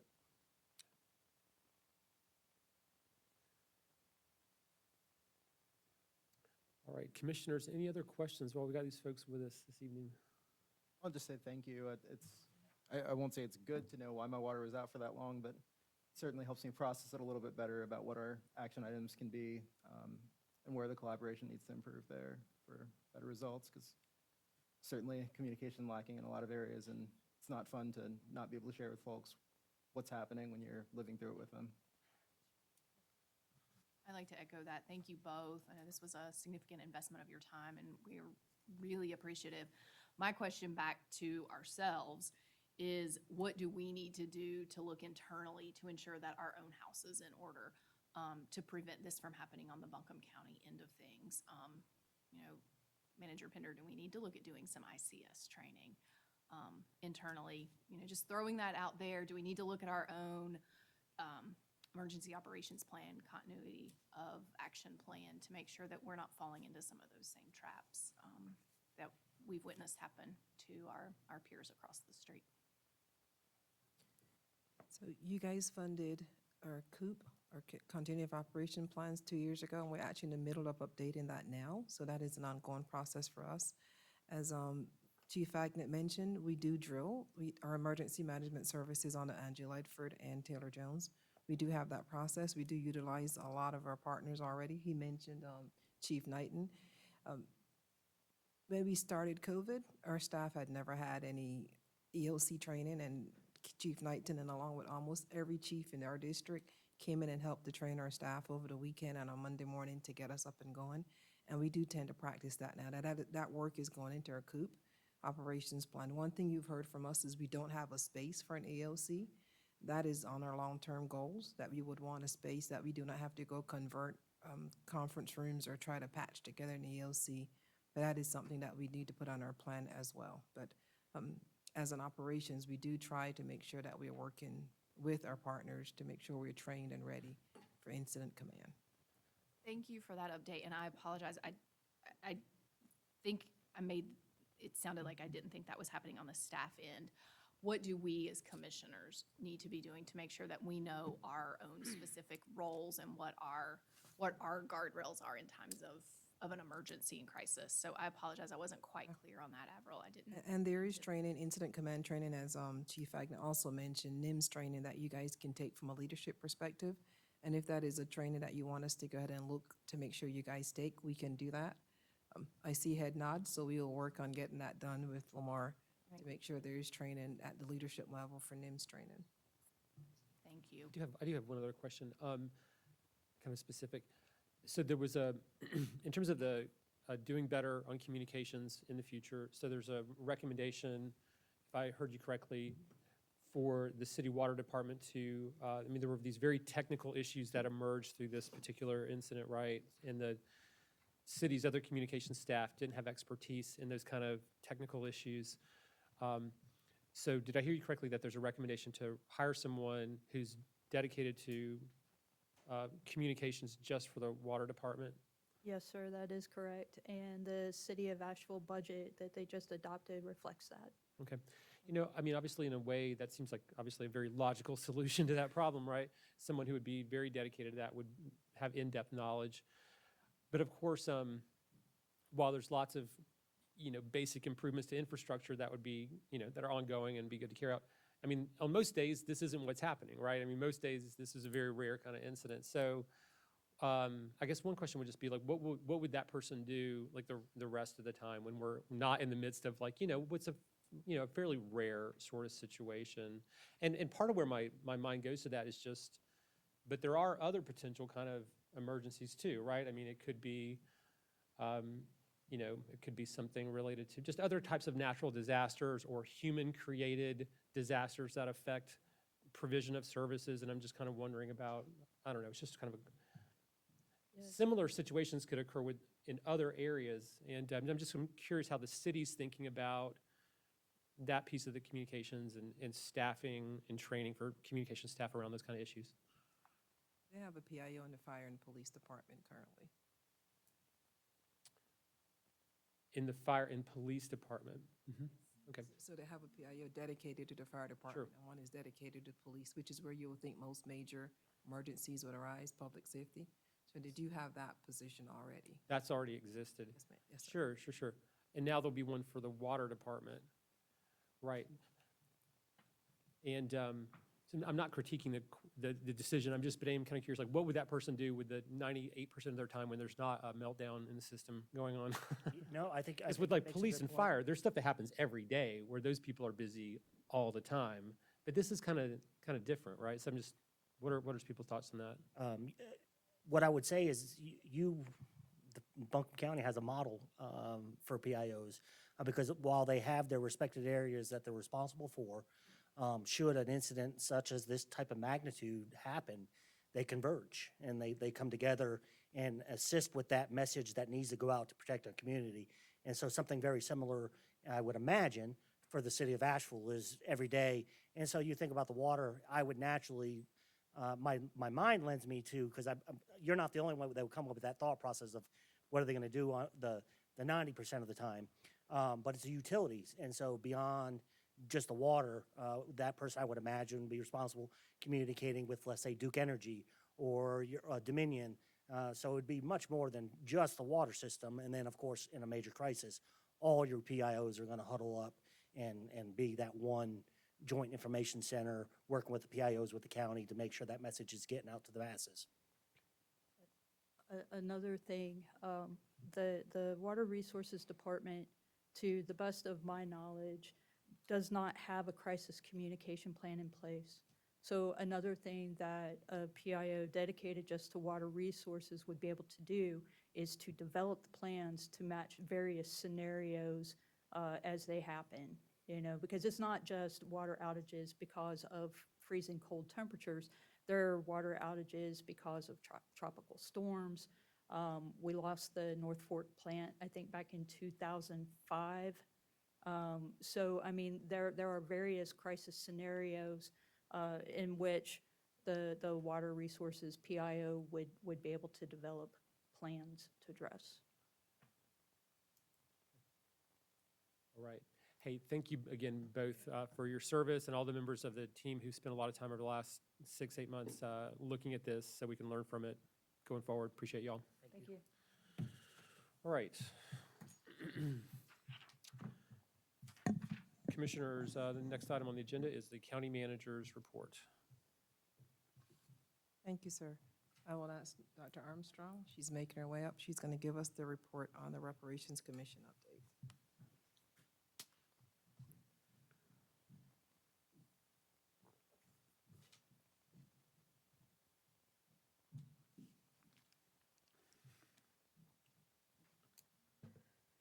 Good evening. Get my papers together. Good evening, Chairman Newman and Commissioners. I am Dr. Noriel Armstrong, Chief Equity and Human Rights Officer, and I'll be providing the quarterly update on the County Community Reparations Commission.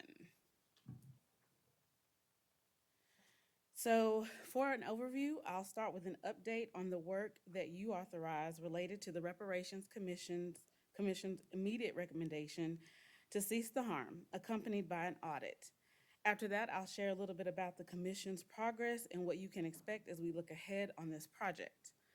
Over the last couple of months, the Reparations Commission and both Project CAPE and the Project CAPE team has ramped up the activity and intentionality around communications and engagement. I will share a high-level update in this area, and at close of the presentation, I will take any feedback and/or questions you might have as we move into the second half of the calendar year. DK Wesley is also here to support responding to any questions that you might have as well.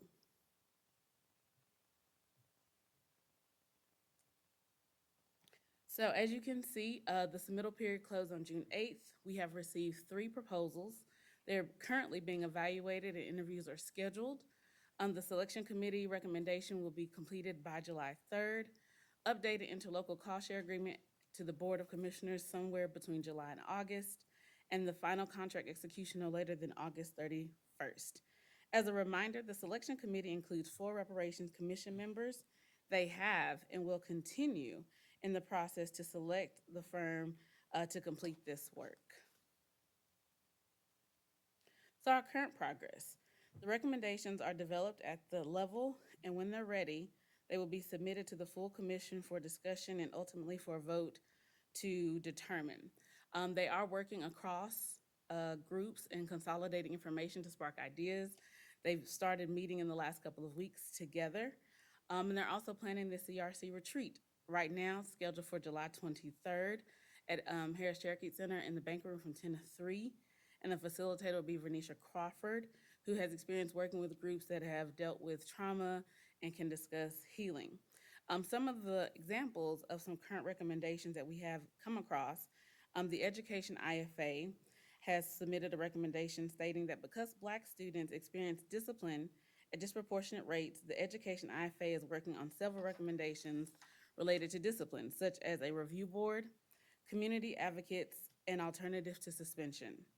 The Health and Wellness IFA has put forth a recommendation to increase the number of African American medical practitioners by supporting and implementing stronger recruitment and retention strategies involving incentives and including monetary solutions.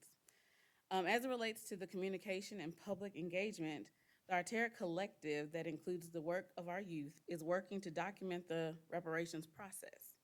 There are various opportunities for the community to stay attuned and to provide input in this effort. You have and will continue to see commission and project team members in the community and at various collaborative events. And we also have IFAs that will be featured on WRES, our county's podcast. And actually the first one was done June 14th by the Housing IFA.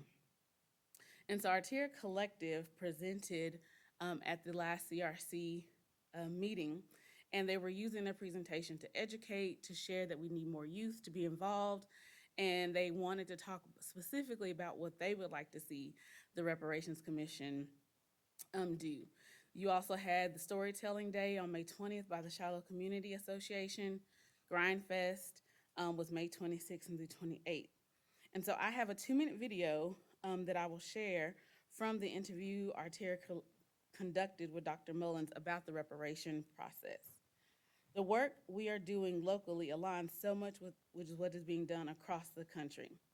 2 weeks ago, I attended the Alight, Align, Arise conference on reparations, and I had a wonderful time. I met influential people who are developing and implementing plans for reparations at the local, state, and legislative level. There's great work being done in Asheville and in Buncombe County, and we're a part of that work. Projects like Artera's documentary can be the beginning of collaboration and collaborating efforts across multiple organizations to keep the reparations conversation going further. And from the Alight, Align, and Arise conference, I had 3 takeaways that I want to share with you today. One is that local and grassroots organizations have and are influencing government and policy changes. 2, there are a variety of ways to expand the reparations conversation and engage youth, community-based organizations, and other stakeholders. When we left that event, they have created an ecosystem map where everyone who was in attendance will be put on that map, and that will be shared with us so that we can share resources, support, and have ideas that build amongst us. And then lastly, the concept of looking at reparations through a variety of lenses. Some of those lenses include business support, narrative listing, policies, and media and Hollywood. And so Artera's collective, their documentary will fall under narrative, history, and media. And I will show a clip from that. My name is Eden Mosley, and I'm a part of the Asheville Reparation Youth Documentation Team. And I am here with Dr. Dwight Moore.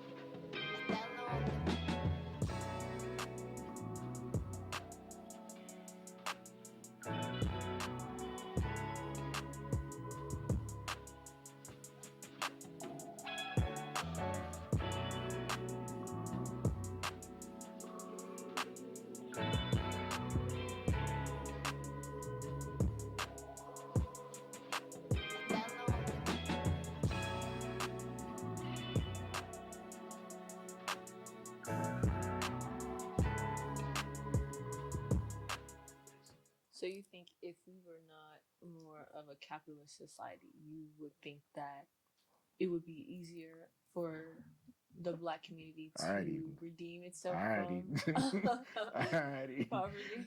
Actually, it's the kind of capitalism I see benefiting the top 1%.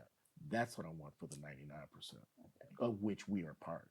You see, one of the things I've experienced is that wealthy people don't worry about money. They don't worry about eating, living inside. They don't worry about the health care. When they need something, it's available. If that's possible, then it's possible. Then let's do that. I'm doing taxes, right? And I'm looking at people who are paying no taxes. You know what I'm saying? That we can have an economic model that people are like living the life and paying no taxes. Why can't we have an economic model that at least meets the basic needs that create a humane society and translate that into ways that are viable through our institutions? And I think it's inevitable. Is if as long as it's not happening, we're going to have instability. And as long as we have instability, it's going to cut into profit margins until they figure out how to make a profit off the instability, and that's a problem. Okay, so that was just a clip. You can access that whole video on YouTube, and it's about 11 minutes long. But wanted to just show that as an example of what our youth are doing regarding reparations and how this aligns with the overall reparations that is happening and being discussed in the larger context regarding reparations and how we can continue to move forward. So looking ahead, the commission is expected to continue this work throughout its second-year term. Over the next few months, the team will continue efforts around engagement and seeking community input on the recommendations, specifically those most impacted, to ensure that Black voices and input can help shape the commission's recommendations. And so as you can see, the next commission meeting and vote on recommendations will be in September, and recommendations presented to the Board of County Commissioners and City Council will be in October. Any questions or discussion you have for me?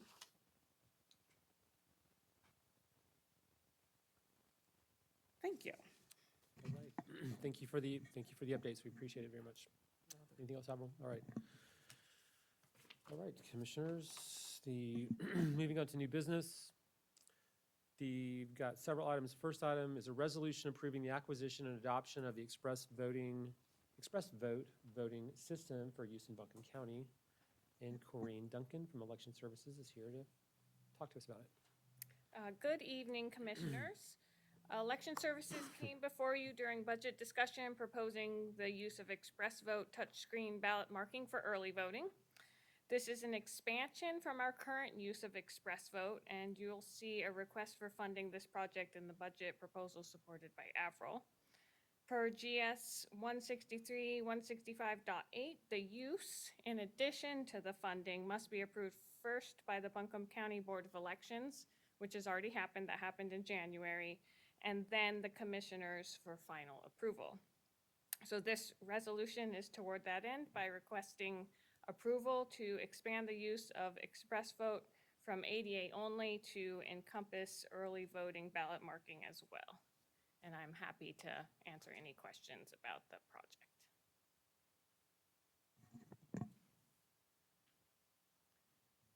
Motion to approve the use of the express vote for early voting in Buncombe County.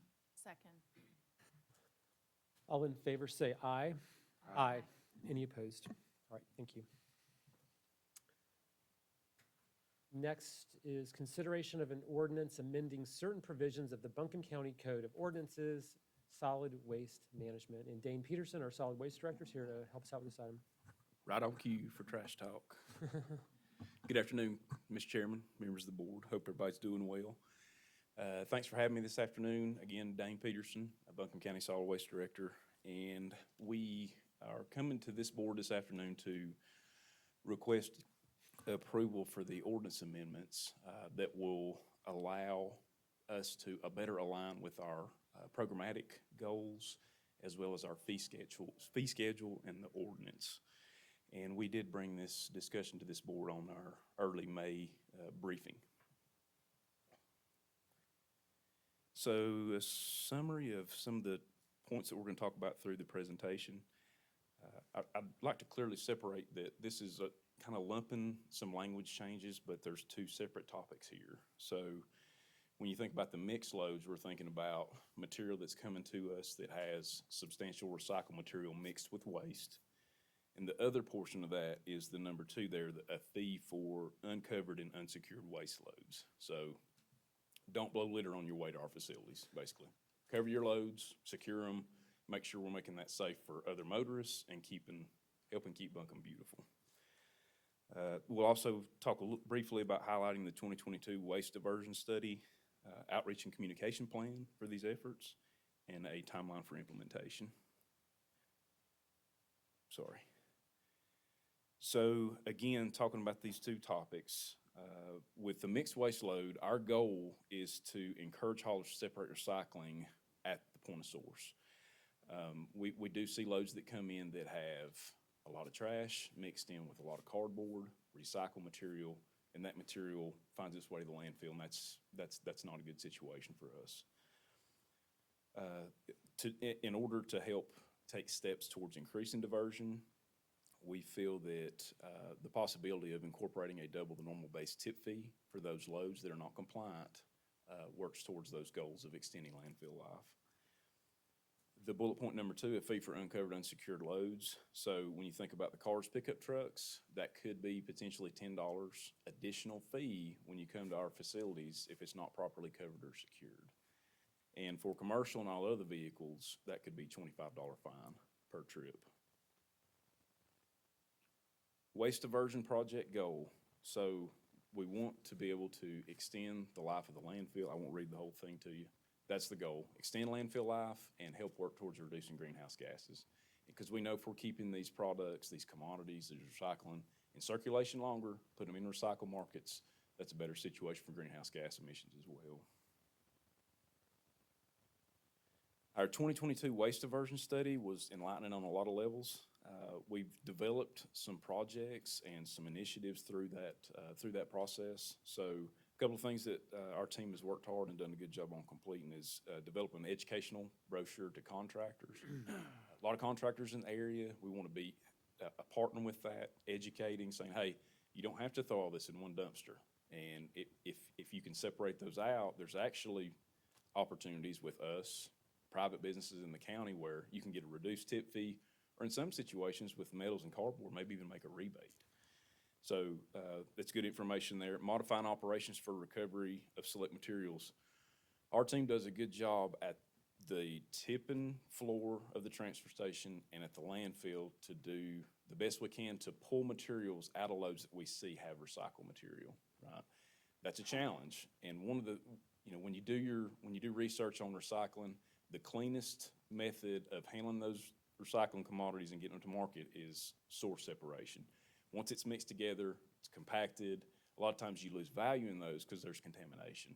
But our teams do a really good job of trying to pull what we can out of those: clean wood, cardboard, metals, concrete, those type of things. Encourage C&D load delivery to landfill. That's ongoing.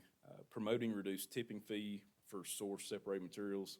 Again, to the point earlier, yard debris, clean wood, bring that material straight to the landfill, for instance, and that's half of the tip fee of what you would pay for it to go to the MSW lined landfill. So we want to promote those and make sure people are aware of that. Requiring C&D diversion plan by contractors, that will be ongoing.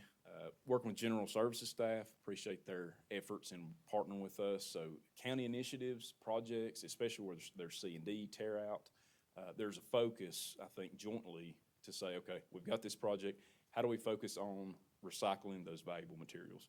Your concrete, your metals, your bricks. There's markets for that. So there is a focus there. We appreciate that. Enforcing the cardboard ordinance, creating a commercial recycling guide. We're working on getting a more robust recycling guide for that, and planning for sufficient capacity. That's talking about our landfill capacity.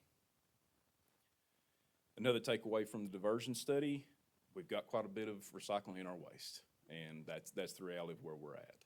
We feel like, again, this takes steps towards pulling some of that material out of going to landfill, filling that space, and putting it into circularity markets for recycling. We broke those into 3 pots: residential, commercial, C&D. As you can see on the total, there is a considerable amount of recycling in those waste streams. Picture example of the types of loads we get sometimes. A couple of those had steel trailer axles, tires, yard debris, trash, cardboard, just all lumped into one. So those are examples of loads that we want to target. We want to educate the hauler, talk to the businesses about that operation, that process, so that we can get those materials separated before it gets to us. And again, the materials we're specifically focusing on with the ordinance changes are cardboard, clean wood, white goods, metal, and clean concrete and brick, the inert material. Unsecured, uncovered waste loads. So again, that's the fees that we're proposing through the fee schedule with the ordinance changes. So started some information on Secure Your Load campaign, and we're going to be putting more information out as we move through the next couple months. We're looking to make those fees go effective August 1st of this year, obviously with pending the approval of this board. Here's some examples, especially the 2 on the left. You know that that material has left that vehicle. You're fairly certain of that. I mean, we see a lot of these loads where it's made a mess on the way to our facilities. That's what we're trying to take steps on to reduce that. And when you look at the research, majority of litter is blown out of vehicles, not necessarily thrown out. So that'd be a big step towards that. Outreach plan. So we're going to be distributing brochures at both facilities. Resources will be on the website. You can see a couple of the excerpts of the flyers and the brochures below. Secure Your Cargo, Load Warrior. I like the pictures that actually show an example of the proper way to secure that load and cover it compared to that you didn't do a real good job there. Buncombe County Waste Disposal Guide, that's what we talked about that our team has developed for the recycling market information. So timeline, ordinance changes, here we are tonight. Secure Your Load campaign, we're kicking that, getting some material out this month. In July, our plan is to start the Secure Your Load warnings without fees. So we want to get our code enforcement people out at the scale houses, our scale house team, recycle team out there saying, hey, this is not the way to do that.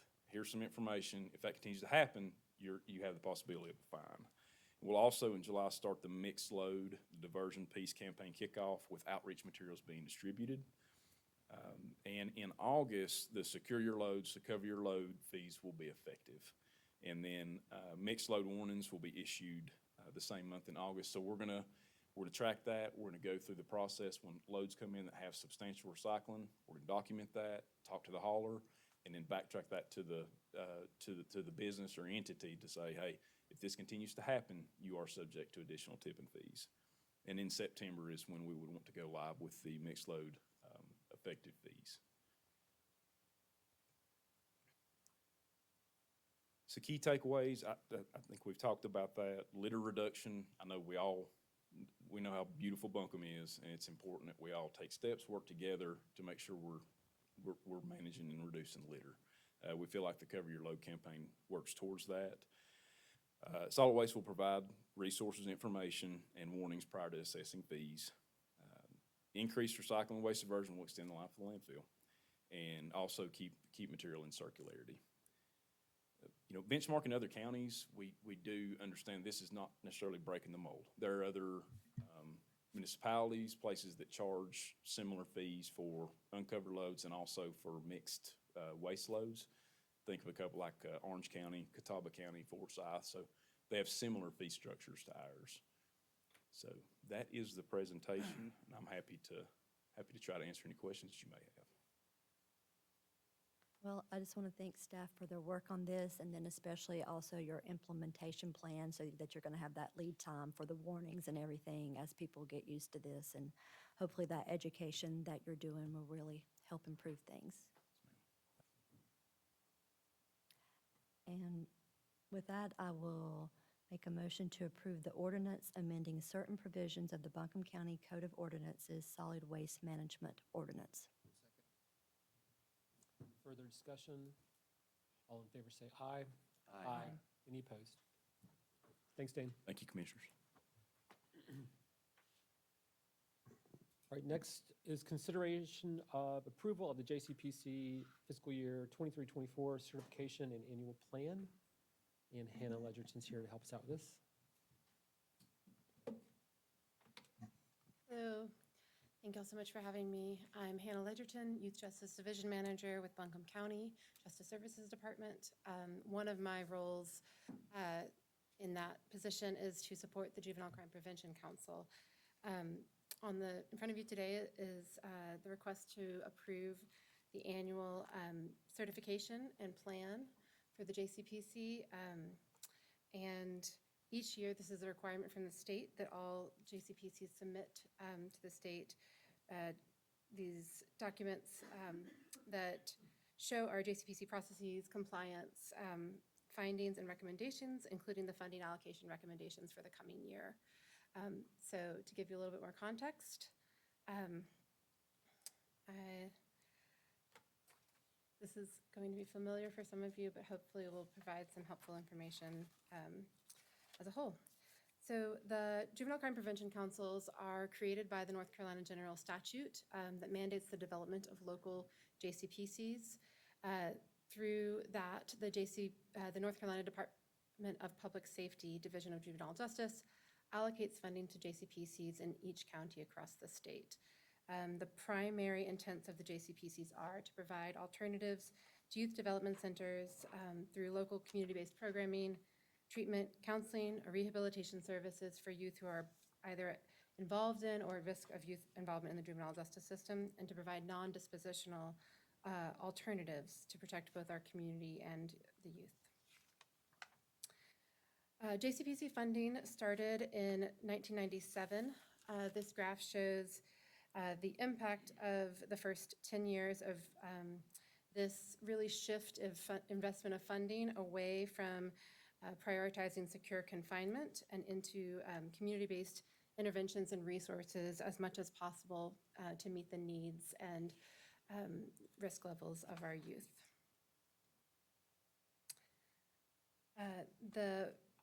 This chart shows the decline in how the decline in secure confinement has continued over the past decade as well. There has been a slight bump in 2019 in our detention facilities as these numbers are across the state. In 2019, the North Carolina finally passed the legislation to raise the age of juvenile jurisdiction to include 16 and 17-year-olds within the juvenile justice system. And then there were a number of, that impacted the number of 16 and 17-year-olds being held in our juvenile confinement, particularly juvenile detention facilities as they awaited trial on more serious offenses. And there were some additional factors that led to decline in case processing, including COVID, and staff vacancies. Oh, and just of note, during this time, same time period, Buncombe County's juvenile delinquency rate has declined as well. So it's corresponding with trends across the country, that serving youth in community to meet their needs as much as possible leads to the best outcomes. Juvenile Crime Prevention Council allocations at the state level are set by the legislature and did not change much in the first decade of the funding. There was a slight increase in 2019 linked to raise the age. And the local funding amount is determined by the size of the youth population and the makeup of the county.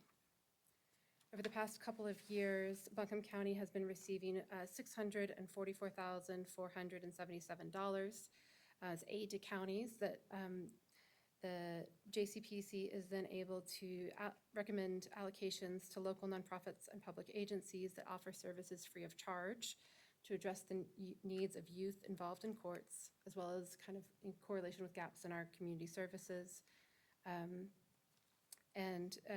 One key component of JCPC funding is it must be used to address the needs of youth who are court involved first.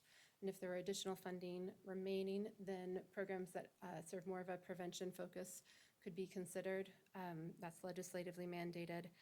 Without significantly increases of funding, it tends to be focused on prioritizing programs that are serving court-involved youth. Here is a display of the membership as defined by the state legislature, with significant depiction of the roles that will be served, and some of them can have designees, and this is the most up-to-date listing of our local JCPC.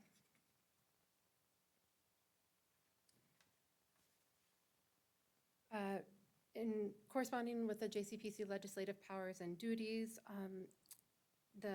each year the JCPC plans based off of the reviewing data of youth who went through juvenile intakes of the previous year, looking at risks, needs, protective factors, and then setting funding priorities for the coming year, especially in alignment with gaps in our community services. In the winter, our JCPC members pair with court counselors to monitor the current JCPC funded programs and report back to the JCPC. And in the allocations process, the committee releases an RFP in the winter, reviews proposals, and makes funding recommendations to the Board of Commissioners, as we are here today. I'm going to talk more about that in a second. So this gives you a snapshot of our Buncombe County data over the past 4 complete years.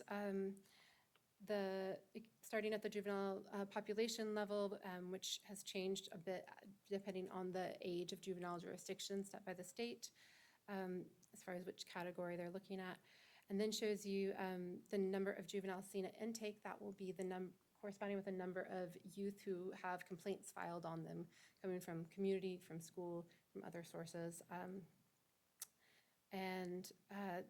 Then the court counselors will put youth, a substantial majority of youth typically, on diversion plans or contracts, and then a smaller number are approved for court.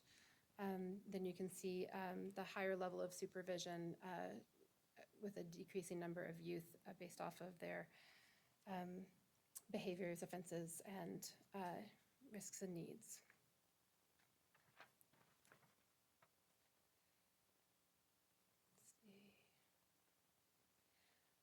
This is the last complete data from our year of complete data from our JCPC funded programs, and it shows the legal status at intake for JCPC funded programs. And in 2021 to 2022, 201 local youth were served by JCPC funded programs, primarily who were diverted waived from the court system or referred as part of their juvenile justice disposition.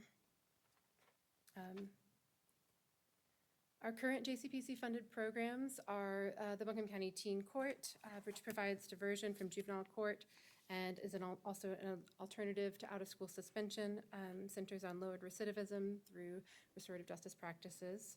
Earn and Learn Restitution serves youth who are assigned a monetary compensation for those impacted by their case, and they are able to provide hours of community service in lieu of monetary payment themselves. The money still comes from the state and from Earn and Learn's budget to support the compensation for victims. Pivot Point provides therapeutic wilderness-based interventions for youth who are 14 and above. Kids at Work and The Connection provides interpersonal skill building as well through both culinary arts and music production, job training, and Buncombe Structured Day, again, provides academic and behavioral support for middle and high school youth as an alternative placement for short and long-term suspended youth. And over the past year, the Buncombe County Justice Services Department has been creating a youth justice clinical program to provide comprehensive clinical assessments and group counseling or individual counseling to meet the needs of justice system involved youth, with the goal of reducing the backlog for both CCAs and for counseling services in our community. Based off of the Planning Committee's findings, which the full report is in the annual plan, these are the funding priorities that were set for this coming fiscal cycle, and the JCPC did make the decision this year to extend the option for existing JCPC-funded programs to receive a 2-year award. Of this 7 programs being funded, noting that Aspire has 2 programs that they provide, Kids at Work and The Connection, all of the programs were eligible for 2 years except for the Youth Justice Clinical Program, since it is in its first year of existence. And these are the funding levels recommended in the annual plan to go before the Board of Commissioners. Approval. Any questions?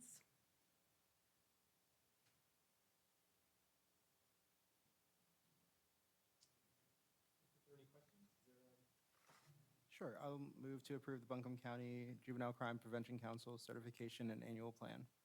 Second.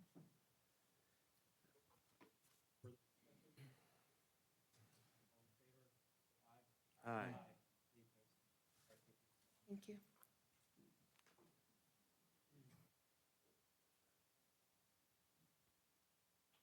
All right. We now come to consideration of the FY 2024 budget. Our consideration of the budget tonight concludes a long process that we started back before the end of last year on development of the budget. And so John Hudson is here to kick us off, and I think the county manager might also have some. All right, we'll start with John, and we'll go from there. Good evening, Commissioners. Before we begin, I will ask Attorney Kurt Euler to discuss General Statute 14234.3.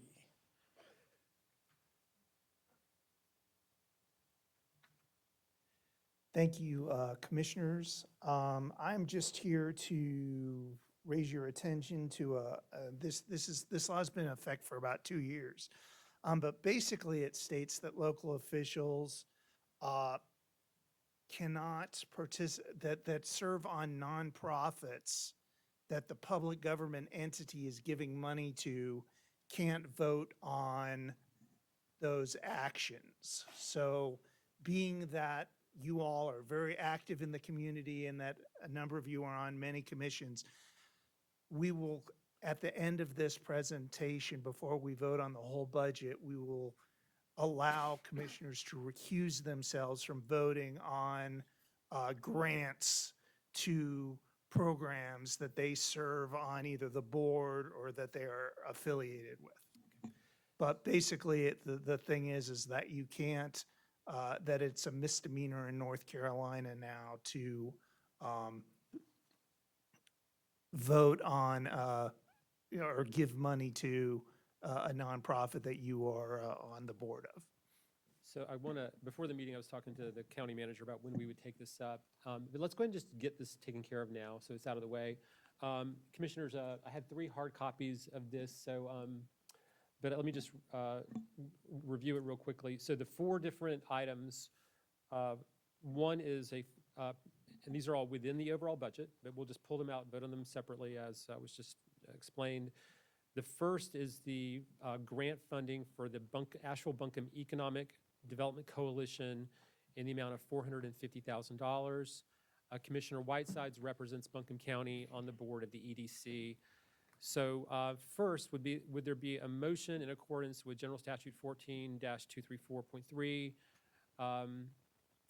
for Commissioner Al Whitesides to be recused from voting on that grant with the Economic Development Coalition? Is there a motion to recuse Commissioner Whitesides? I'll make that motion. Is there a second to recuse Commissioner Whitesides? All right, all in favor of the motion to recuse, say aye. Aye. Any opposed? All right, and now we need a motion to approve the funding for the Economic Development Coalition. Make a motion to approve the $450,000 grant to the Asheville Buncombe County Economic Development Coalition. Is there a second? Second. All right, there's a motion and a second. All in favor, say aye. Aye. Any opposed? Thank you. All right, the next item for consideration is a $45,000 grant to the Asheville Buncombe Regional Sports Commission. Commissioner Amanda Edwards represents Buncombe County on the Sports Commission. In accordance with GS Section 14-234.3, is there a commissioner who would move to recuse Commissioner Edwards from voting on this item? So moved. Second.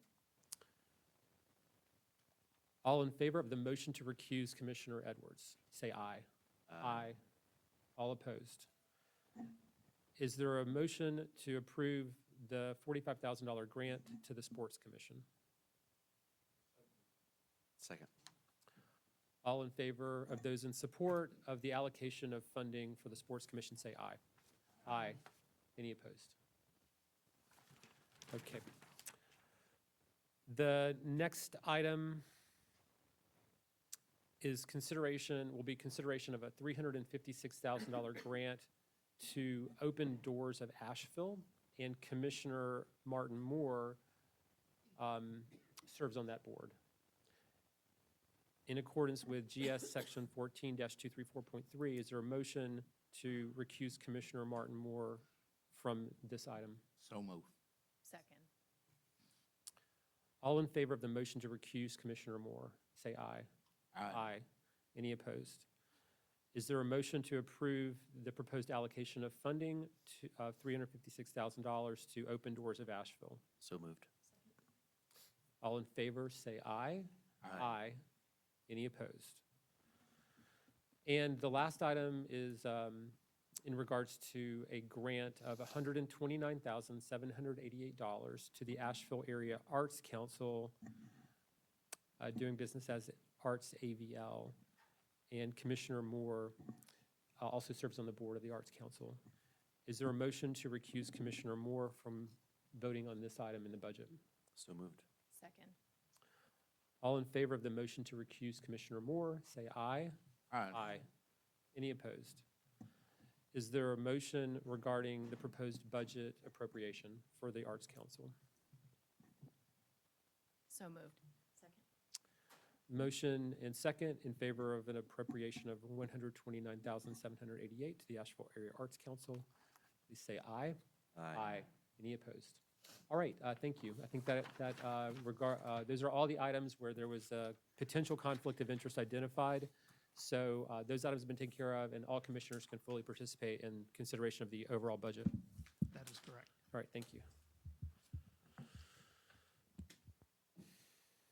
So we're here tonight for the fiscal year 2024 budget adoption.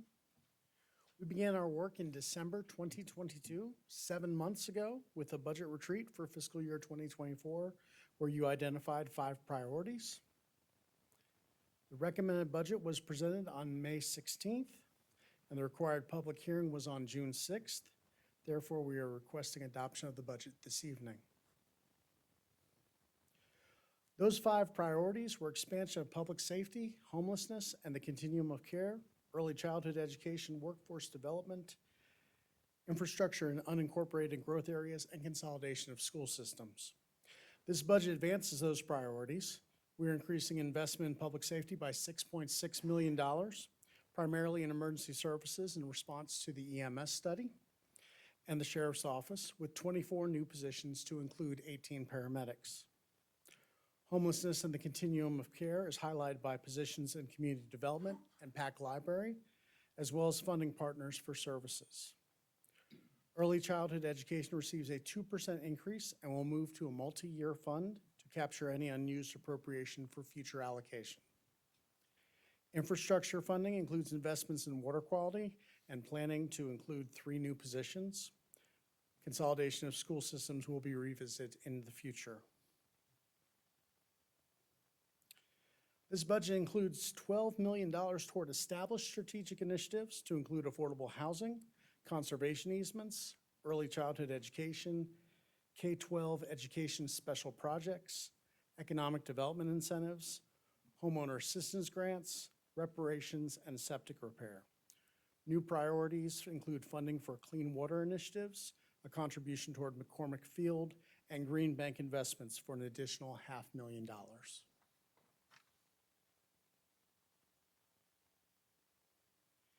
In addition to funding early childhood education and affordable housing grants, this budget includes over $4.4 million in other community investments to include Home and Community Care Block Grant, Strategic Partnership Grants, Juvenile Crime Prevention Council, Isaac Coleman Economic Community Investments, Tipping Point Grants, and Community Recreation Grants for services that our community identifies as needs. Inflation has been an impact not only on our expenditures, but our staff as well. Per the personnel ordinance, this budget includes a cost of living adjustment increase for county employees of the 2-year average of the Consumer Price Index. For fiscal year 24, this results in an increase of 7.28%. The fiscal year 24 general fund budget is now $430,420,441. In 2017, the property tax rate was 60.9 cents per $100 of appraised value. Following that year's revaluation, in 2018, the tax rate was set 2.6 cents over revenue neutral at 53.9 cents per $100 of assessed value. The rate was reduced 1 penny in 2019 to 52.9 cents, where it remained flat until our last revaluation.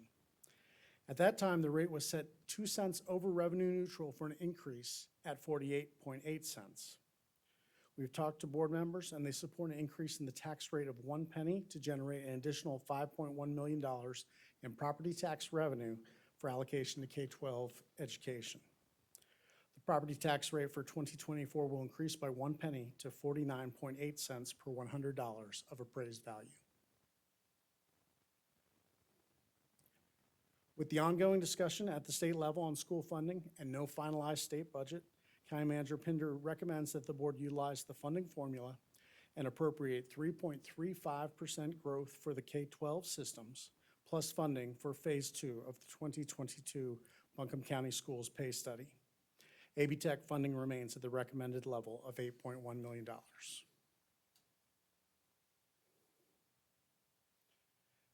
As soon as the state budget is final and we know the impact to schools, the county manager further recommends that we do a budget amendment to meet our obligation to match any salary changes for our locally funded teachers.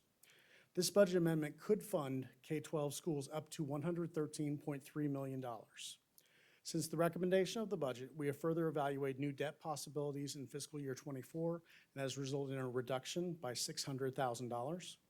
Our finance director reassessed investment earnings potential and increased that revenue by $200,000. Additionally, there is no longer support for the transit study in partnership for the city. These changes result in $1 million available for reallocation. There is $4.4 million from the recommended budget in the education function that can be allocated back once we know the state budget salary changes. In addition, the 1 cent tax increase for education could be allocated with the budget amendment after state budget impacts are known.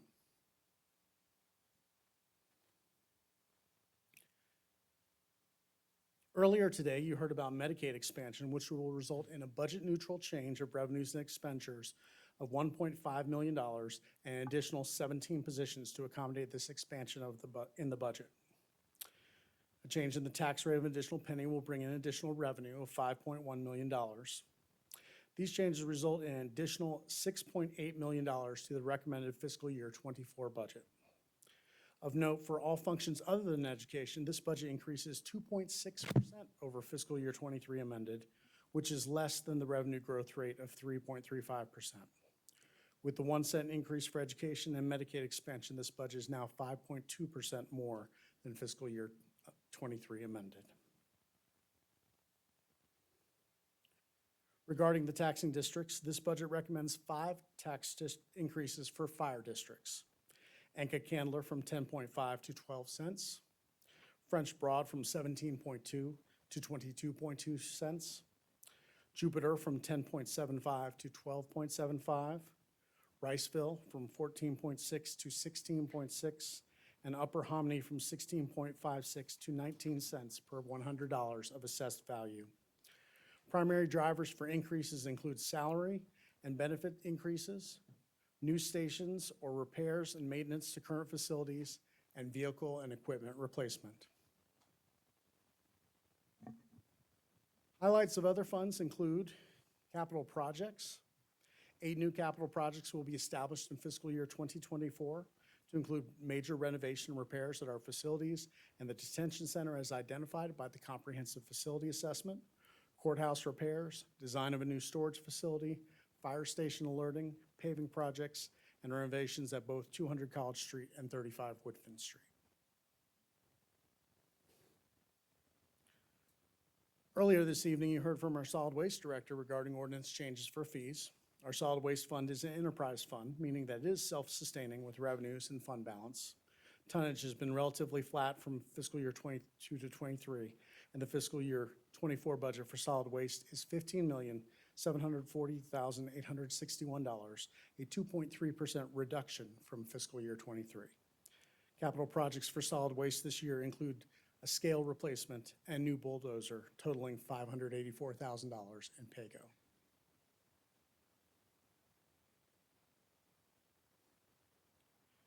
$12.9 million is budgeted in the general obligation bond fund to establish 3 affordable housing projects that will result in 346 units of affordable housing.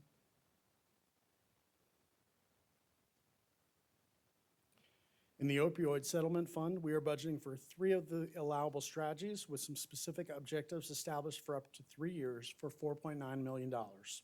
This will add 8 grant-funded positions, 7 in community paramedicine, and an inclusive engagement coordinator in the equity office to expand opioid response. There are 2 budget ordinances requiring adoption.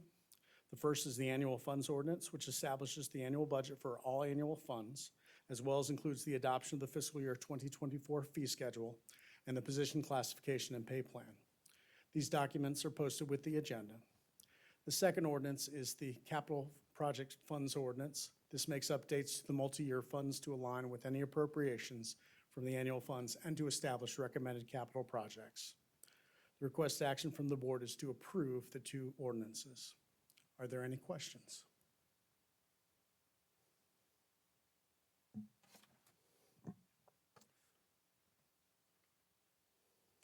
Any questions or comments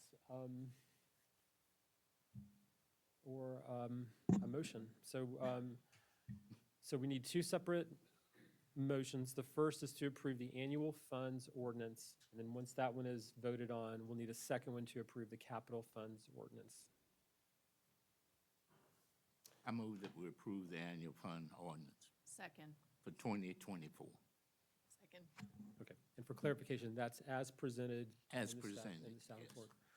All right, we have a motion and a second to approve the annual funds ordinance as outlined in the agenda report that we have online this evening. Further discussion?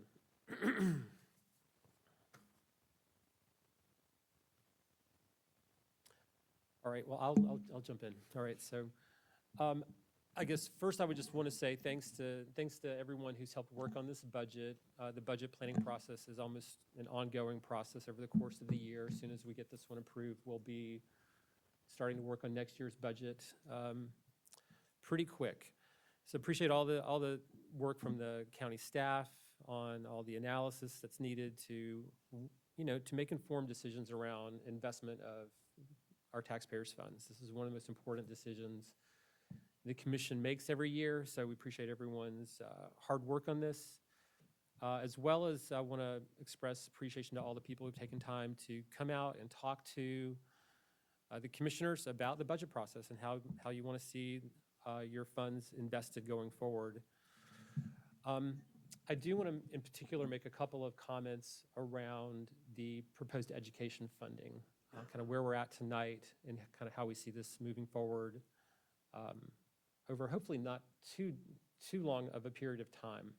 But just to sort of, I think, kind of reiterate what the staff described, and we've been in this situation several other times in recent years whereby under state law, the county commissions of all states across, of all the counties across the state must approve our annual budget before the end of June. And this is our last meeting before the end of June. So we must vote on our budget at this meeting in order to comply with that state law requirement. Unfortunately, the North Carolina legislature, which is of course the single largest actor in the whole public education funding space, does not have a similar requirement to approve their budget on the same timeline. So as we are here deliberating on these matters this evening, we still don't know what the state is going to do. And it's not just a matter of a lot of interest, since they're the single largest funder of public education and a lot of other issues that have local impacts. But a big part of how that impacts Buncombe County's budget is that most of the staff positions in the two school districts in Buncombe County, the city district and the Buncombe County district, the base salaries for those positions are paid by the state of North Carolina. But we also have many additional positions in both of the school districts that are not paid for by the state's budget. They're just paid 100% out of the local funds that are contributed by the county and maybe some of the federal funds that come in as well, but mostly from the county funding that, that goes to the two school districts. And so in the state's budget, they are deliberating on how large of a pay raise to contribute to educators in the state, as well as state employees and things like that. But one of the obligations we will have in the county's budget process is to provide the same pay raise for the locally compensated education employees in Buncombe County that the state compensated positions will receive through the state budget. And there's a wide range of proposals. You know, the governor proposed very generous funding for teacher pay raises and other school employees' pay raises.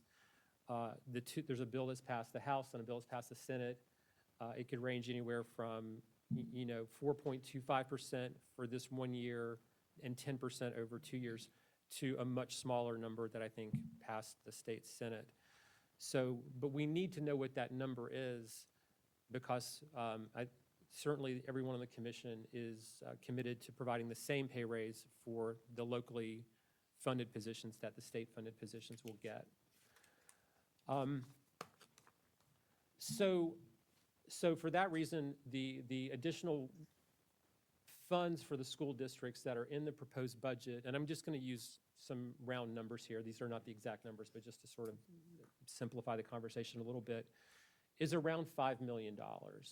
But from discussions with the staff and the other commissioners, all the commissioners, the ultimate amount of funding that Buncombe County will commit to the two school districts in Buncombe County will be a significantly higher number, which will require a budget amendment from the county to implement, which we will intend to do as soon as we understand what the state budget is. Hopefully in the very near future, or hopefully early July at the latest. But it could be later. They've certainly taken more time at some points in the past. But the base budget that was in the county manager's proposal that we discussed at the public hearing last week was around $10 million. Again, I'm just rounding some of the numbers, so forgive me for that.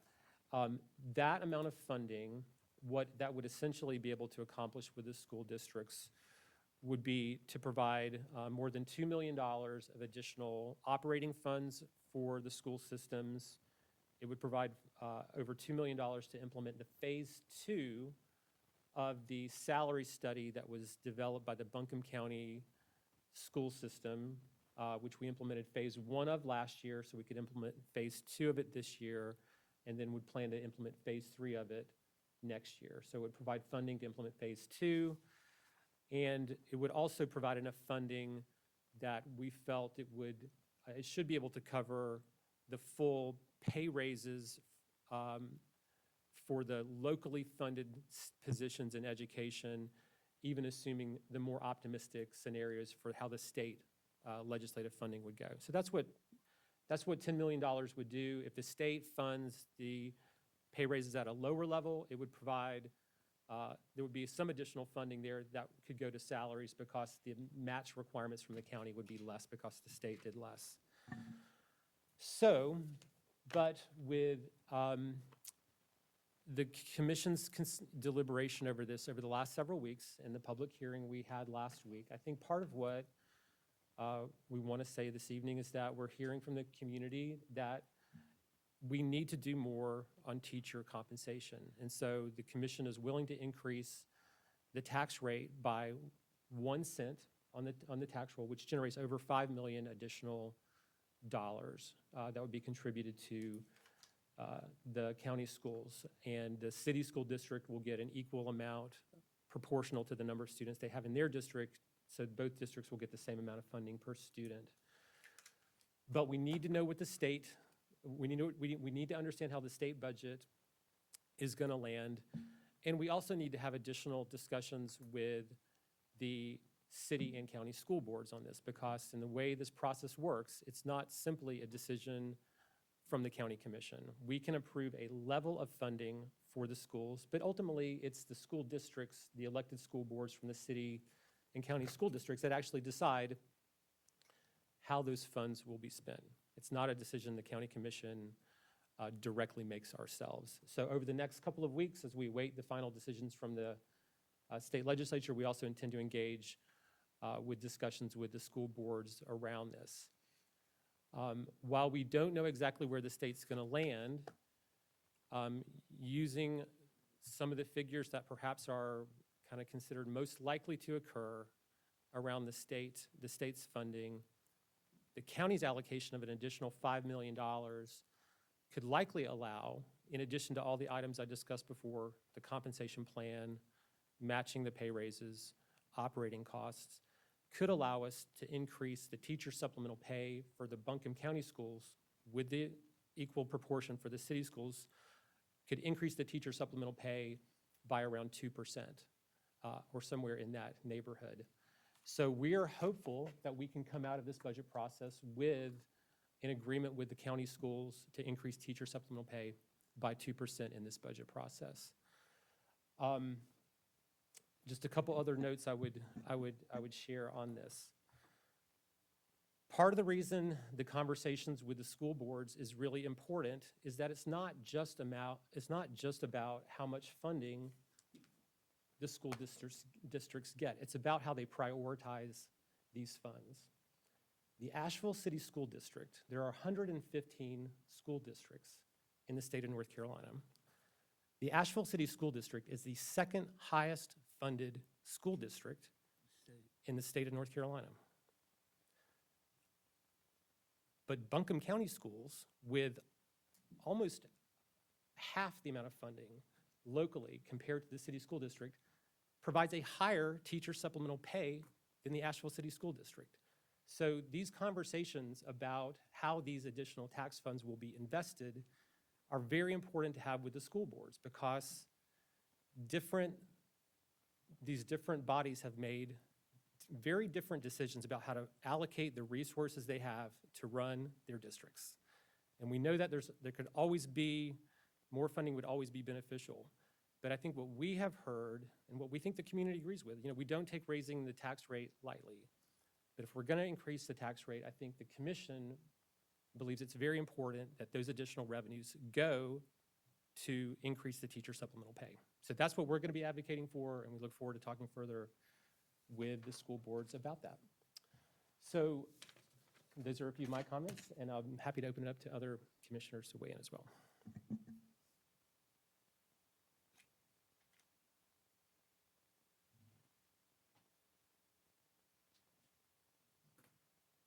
Well, I'll just add that I think going forward, I see an opportunity with the new leadership that we have in both districts as well as those school boards to really take a clear-eyed and fresh look at how we can set our schools up and set specifically for student success. And so I look forward to these continued conversations and working with the school leadership and our school boards on ensuring that we do that for our community. Brownie, thanks for that kind of walkthrough of the path ahead and just reiterating what I've heard sort of many people say on this question of local education funding in the past few months is that, really see this as an ongoing question our community will need to be asking as we watch what happens at the state level. We're closely watching the voucher bill, among other pieces of legislation, and what its implications will be for local school systems, for example. So,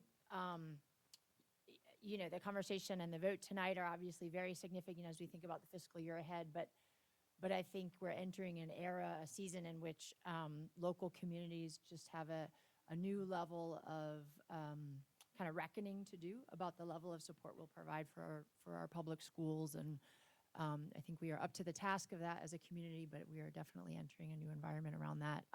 Just more broadly, it is this culmination of sort of a 7-month process. You really feel like you've sort of been through a marathon of sorts. And I certainly won't by any stretch try to do justice to sort of all that's contained within the budget, but just do want to lift up that I think across many strategic priorities, we are really pushing hard to move the needles as our community continues to sort of understand the impacts of the pandemic and, seeing some of the trend lines that we're working against in terms of the affordable housing crisis, in terms of what we're seeing with the need for early child education slots and teacher pay, in terms of the alarming rates of deaths from overdoses within this budget. I think we're making not just significant financial investments, but sophisticated and innovative investments in how we can really invest at the systems level, in some cases change some of what's happening at the systems level to try to reverse some of these trends. So again, just want to reiterate what others have said about the level of gratitude for community members who've been advocates and will continue to be fierce and tireless advocates on so many of these issues, and also county staff, and including and especially frontline county staff who each and every day are kind of facing the realities of these issues and working hard to make sure that we're showing up in every way we can for the people of Buncombe County. So thanks. It's an honor to work with all of you on this process, and I look forward to voting in favor of this budget. I say the budget process is never easy. These are never easy decisions that we have to make.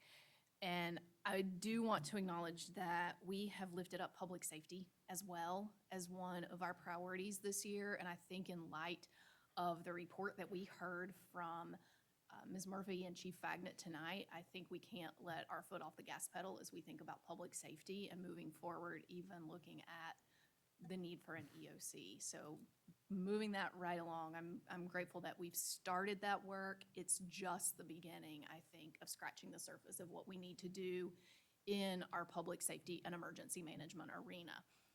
What I would like to say about our public schools is the public comments that have come through time and again have said the state has starved us.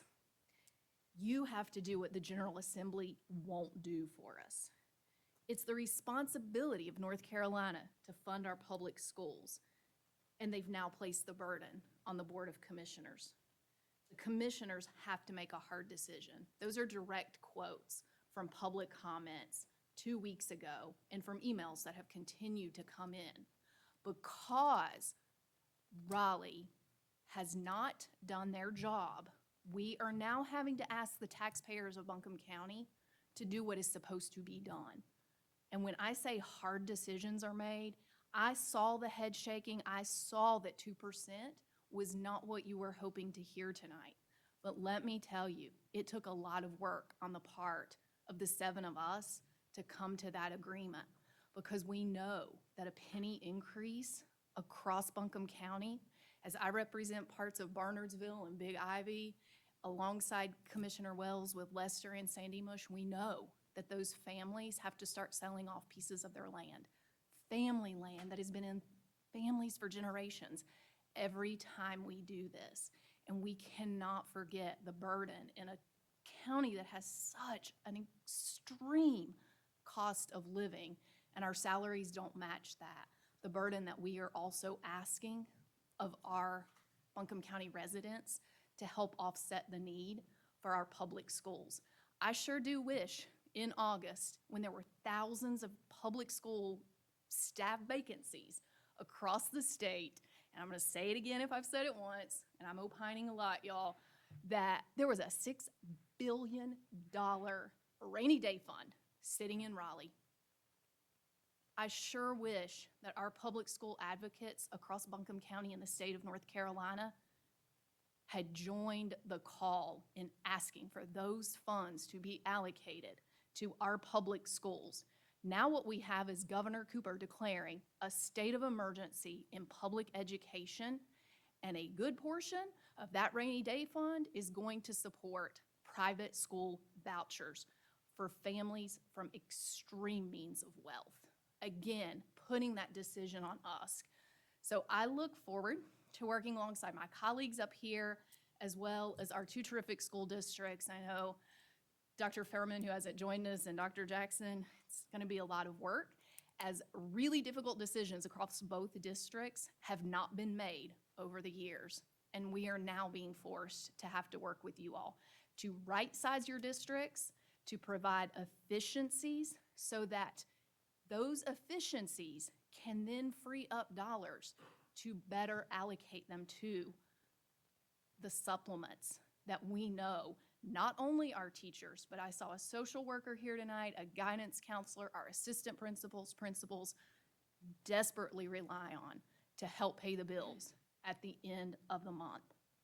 Last thing I'll say, our schools are often the only place of safety for many of our children across Buncombe County and Asheville City schools. It's where they go to get a hug. It's where they go to get a warm meal. And we owe it to our children and the future of Buncombe County to ensure that we are working with our school districts to provide those efficiencies so that we can better serve those children. You know, I thought when I left banking, I was through with difficult decisions and budgets until I became a county commissioner. Because when you look at what we have to do, and in my district, I have from Broad River to Barnardsville, and in between on the east side. But when I look at what we have to do, the opioid crisis, and we can go on and on with the different areas and what's being pushed down from Raleigh to the counties. You know, they're talking about a $6 billion rainy day fund, and I don't know what it is this year, but they're talking about using that to lower taxes. Sure, we're gonna lower state taxes, but they're gonna force us to raise them on this end. I mean, we've got to do it. And what really concerns me, I was educated through the system in North Carolina, right up through North Carolina Central, my university. And all both daughters and my wife, all of us have 7 degrees from the University of North Carolina schools. I spent 24 years on school boards, 16 on university boards, and 8 on the public K through 12 Asheville City School Board. The other 2 was my alma mater, 8 years, and UNC Asheville for 8 years. But when I started on the university school board in 1978 with my alma mater, we were the envy of the country. When you look at schools, not only the university system, but K-12. But today, it's embarrassing to see what's happening to our school system. And we had to struggle to do what we've done for our schools. I know some people don't agree with us, but I know what it's like to live with a teacher. And my wife retired for 35 years from the city school, 34 from the school system. We purchased a lot of coats.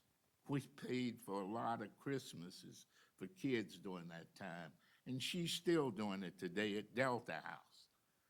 But as commissioners, I think we're going to fight to do what's right for everybody, where it's from public safety on. We've got to. But folks, I implore you, as citizens, we've got to start voting and let it be heard that, look, this is what we want, and hold our elected officials accountable. And you can't stop here in Asheville, in Buncombe County. We've got to hold them accountable in Raleigh, because at the rate we're going, the school situation is not going to be any better. And fortunately, I'm in a position, and I hate to say it, but with my grandkids, I'm glad the last one will graduate from high school next year. But people are going to be forced to make decisions that they don't want to make in our schools, simply because what politicians are doing to us. We have forgotten about our future in this state, and that's all about kids across the state. But it's time for us, sure, hold us accountable, but let's hold everybody accountable. Don't stop at the City Hall and the courthouse. You need to go above, because we've got to be heard. I'm through. No, Well, I would add that, there's a lot of great and important items in this budget that I'd love to be talking about, but I think it's going to get overshadowed by K-12 education funding, and it probably should, for a lot of the reasons Al just mentioned. It's important for the public to understand why we're raising taxes. It's important for the public to understand how we got here. This did not happen overnight. Our schools are in a staffing crisis, and that started in 2011 when the General Assembly became unified under one political party that does not appreciate democracy, and it sees education as a threat, and the Teachers Association as a political football or toy to see if they're angry that they feel like they're making the right decision. And everyone loses, and especially our children. And I think that's worth saying, and I'm sure I'm not the first, and I won't be the last county commissioner to quote the North Carolina Constitution, which in section 15 states that people have a right to the privilege of education, and it is the duty of the state to guard and maintain that right. And that's a unique thing among constitutions in the United States. And it's pretty clear. Could be clearer, but it's pretty clear. And that's a message to the General Assembly. And like I said, we didn't get here overnight. I also think we need to think about the future, and I think we've all learned a lot of lessons over the last few years that we need to engage with our school board a lot more across the next 12 months, like Commissioner Newman mentioned. I also, speaking for myself, I think, I I didn't find this budget decision that difficult to support our school system with this amount of funding. I feel like we have to talk about how to do more and how to raise our supplement more. The truths and reality of the cost of living here is real and mathematical fact, regardless of what teacher-based pay is or will be. It's just a fact. There's nothing about interest rates today that suggests that our housing crisis is going to dramatically improve across, the end of the decade. So it's for those reasons that I easily and enthusiastically support this budget, but also hope that we will all come together as a board and also as a community to talk with our school board counterparts about how to do more for teacher retention. I'll echo a lot of the same sentiments. Gratitude for staff, gratitude for our teachers and education advocates, and certainly support an increase for the purpose of teacher pay, and hope to work with our school boards as we elevate our conversations around teacher pay here. As we're working and looking toward the many needs of Buncombe, the real problems that folks are facing right now, from affordable housing, public safety, behavioral health concerns, and education, certainly atop the list. I hope that we continue to work with all of our partners locally to figure out how we navigate this really precarious situation that we're in. I don't see a lot changing at the state level, so what that means for us, just continuing that conversation, continuing to have those discussions about what our priorities are going to be going forward and how we reach the goal that all of us are fighting for as a commission here.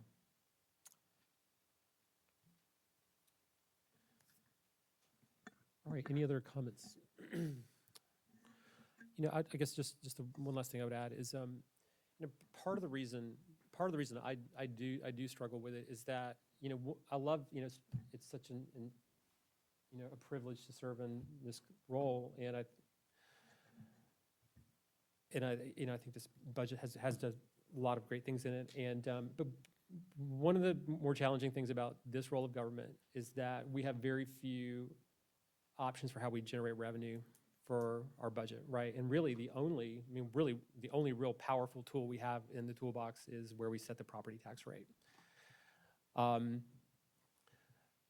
so, but part of the challenge with that, as people have said over and over again, the case for doing this is, hey, it's such an expensive place to live, right? It's like housing is really expensive.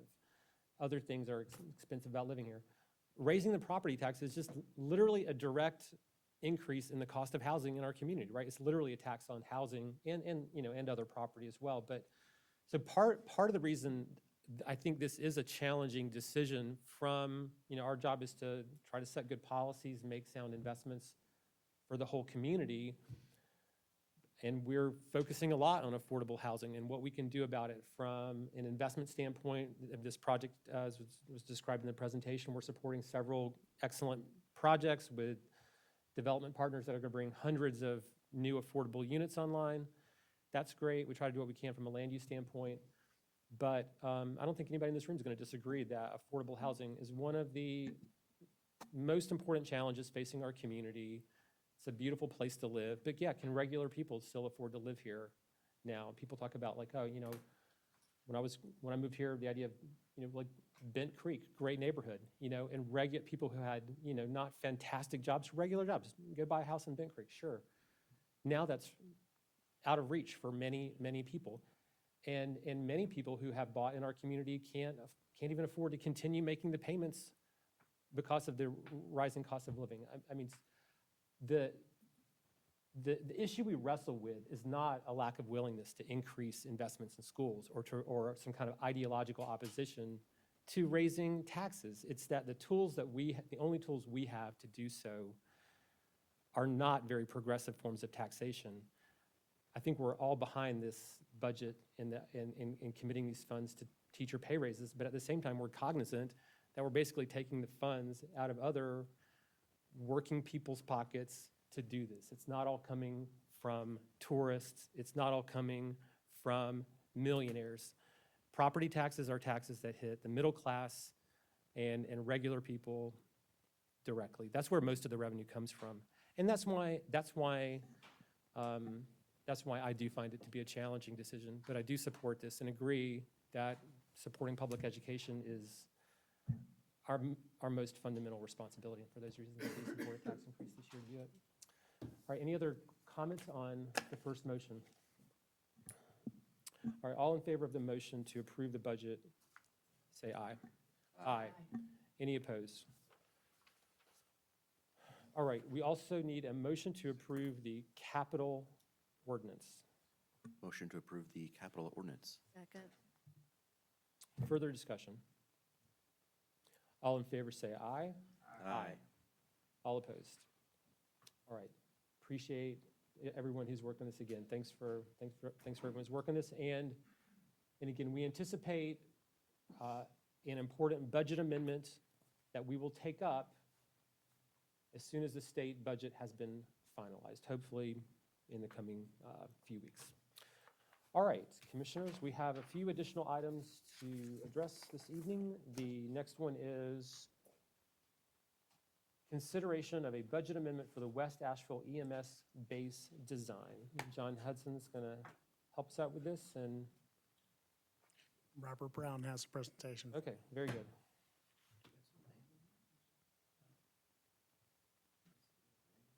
Commissioners, good evening. Thank you for hearing me. I'm making a request for reallocation of fiscal year 23 budget item. And this is on behalf of General Services and Emergency Services. The project in which we are asking to reallocate the funding is fiscal year 23 Emergency Services Base Construction, debt funded at $7,250,000, previously approved. Excuse me. Proposed reallocation of funds, establish a new capital project to explore potential siting and construction of an EMS base in West Asheville. The project will initially consist of the following scope. Item 1, conducting a feasibility study of the 4.77 acre Asheville Primary School site to determine the best use opportunities for the site to accommodate both Asheville City Schools and Buncombe County. And item number 2, the placement of a temporary mobile EMS base on the Asheville Primary School site. The total cost of the project will be $650,000, including $150,000 for the feasibility study and $500,000 for the temporary EMS base. General Services requests to reallocate $650,000 for the existing fiscal year 23 from the existing fiscal year 23 EMS-based construction project in order to fund this project, which would reduce the fiscal year EMS-based construction project budget from $7,250,000 to $6,600,000. No new county funding is required. In addition, General Services requests to amend the scope of the fiscal year EMS-based construction project to be for the construction of a permanent EMS eastern base to be located near Owen Pool. Okay, to link this request to the EMS study, and Taylor Jones is here to back me up if I'm, creating any voids. But let's go through the location. South Asheville. All right, so it is impacted by the addition of McCormick Station, 40 McCormick. The designer is selected. We're in the process of working out those fees. Downtown area impacted also by McCormick EMS Station. Again, same design. Contract, West Asheville, the temporary base plan to expedite service, while final location is determined through the Asheville primary study. And when we say final location, in reality, that is a consideration for a permanent base on the same site. But how that whole equation occurs and where that would be is part of this study. Skyline Southern Asheville also impacted by McCormick and a new ambulance that's nearby.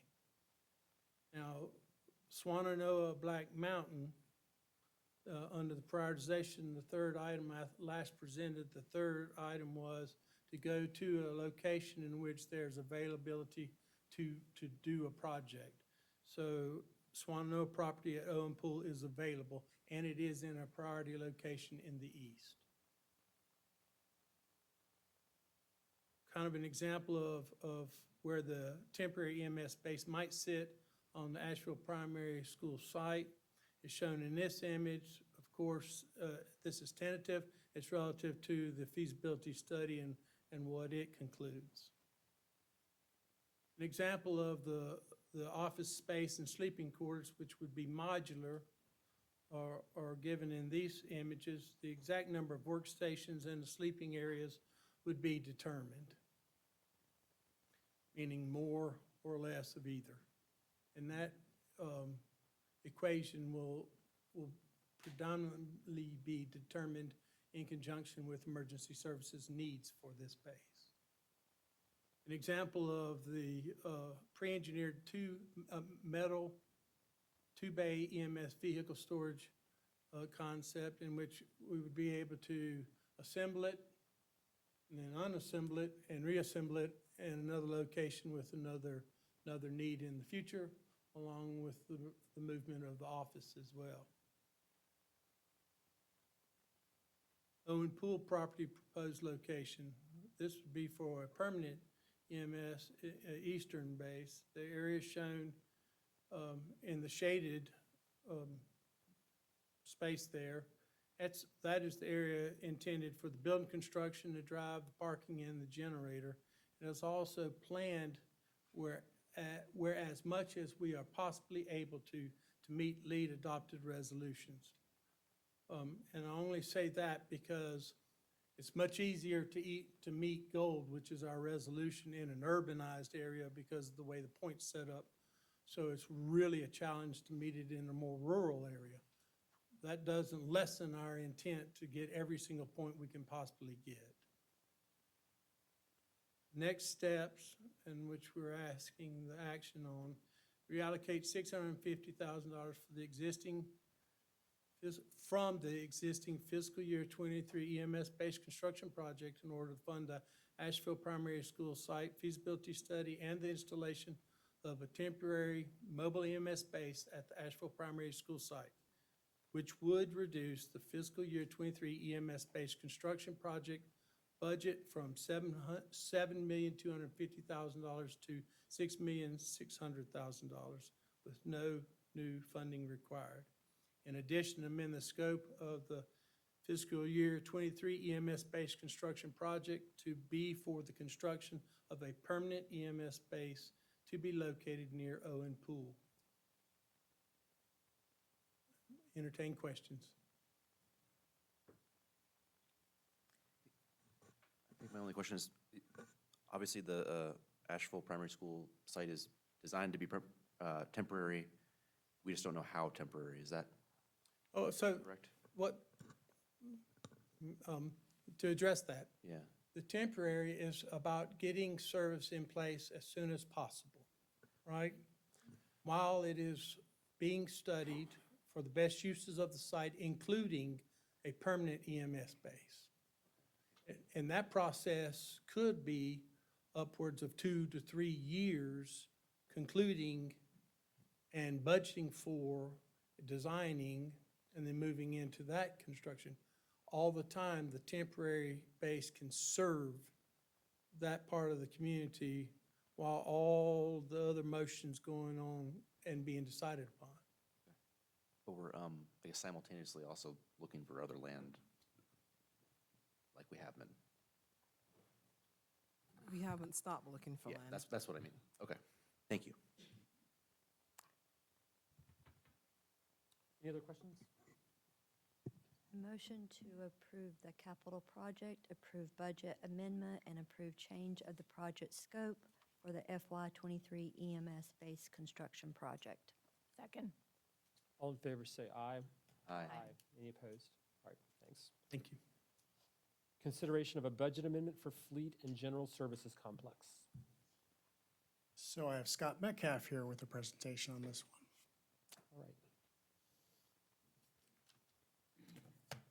Good evening, Chairman Newman, Commissioners. I'll try to make this quick, get you out of here by 10 o'clock. March 30th, the General Services Fleet Building went out to bid.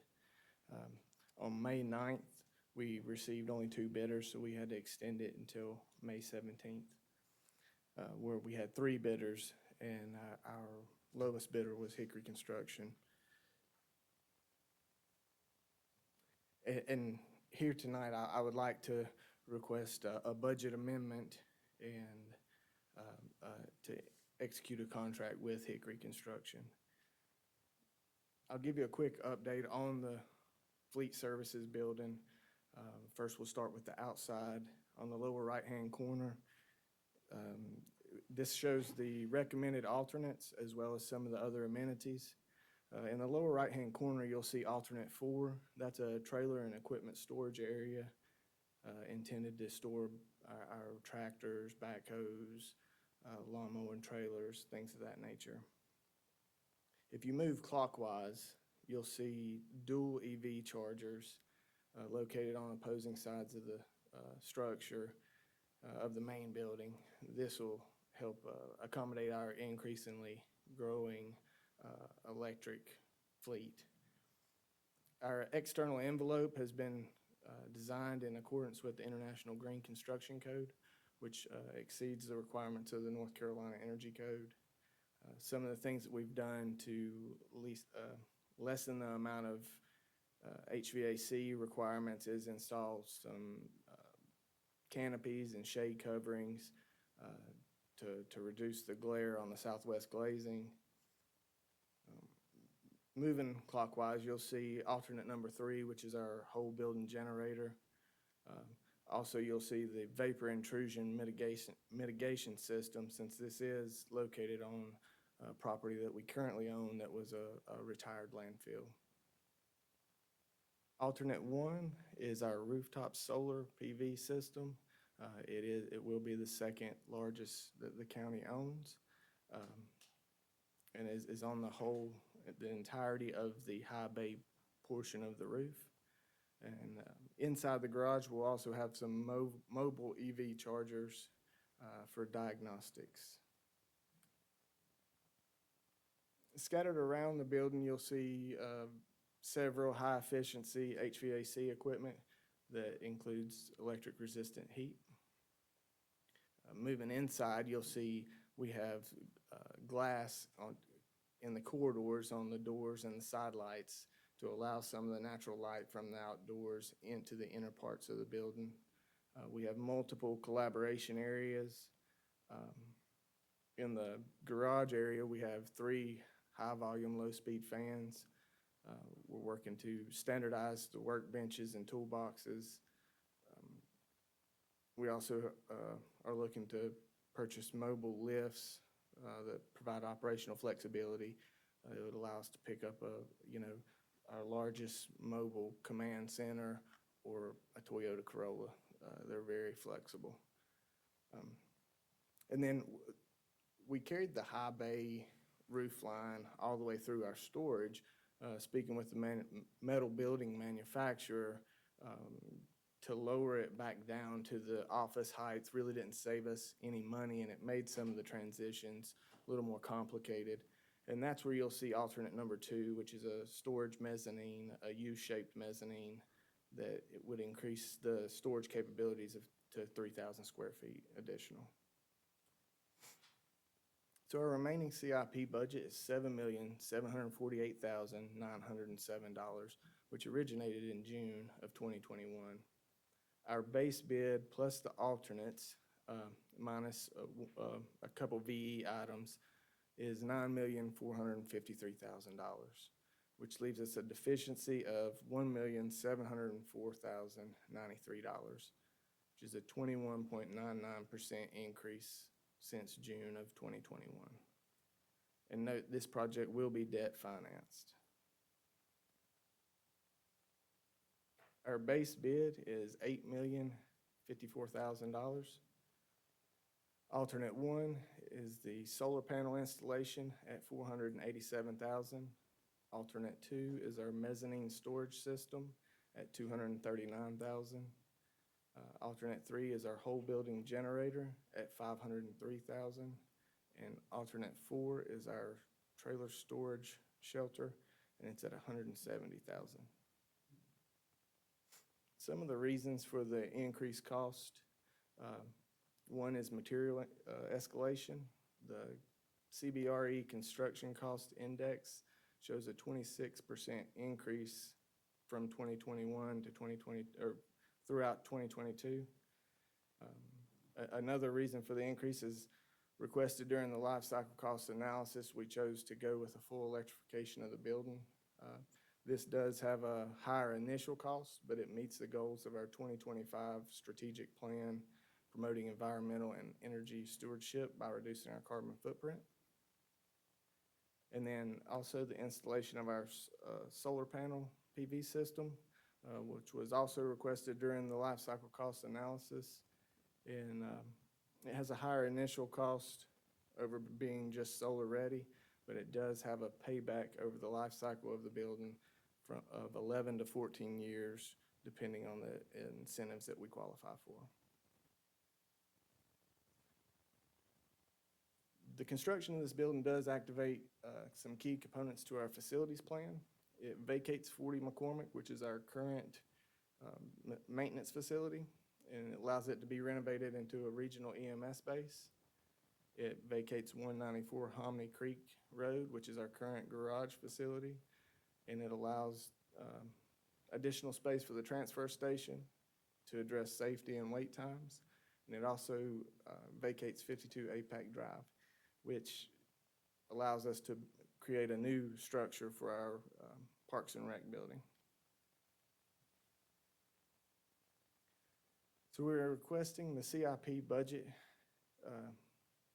increase of $1,704,093 to construct the general services fleet facility with all the alternates. This project will be debt financed and does not require additional pay-go funding. And our next steps would be Board of Commissioners approval of the amendment and the request to enter into a contract tonight. Contract negotiation would need to be completed by 7/17. In our agreements, the price is held for 60 days, and that's the end of the 60 days.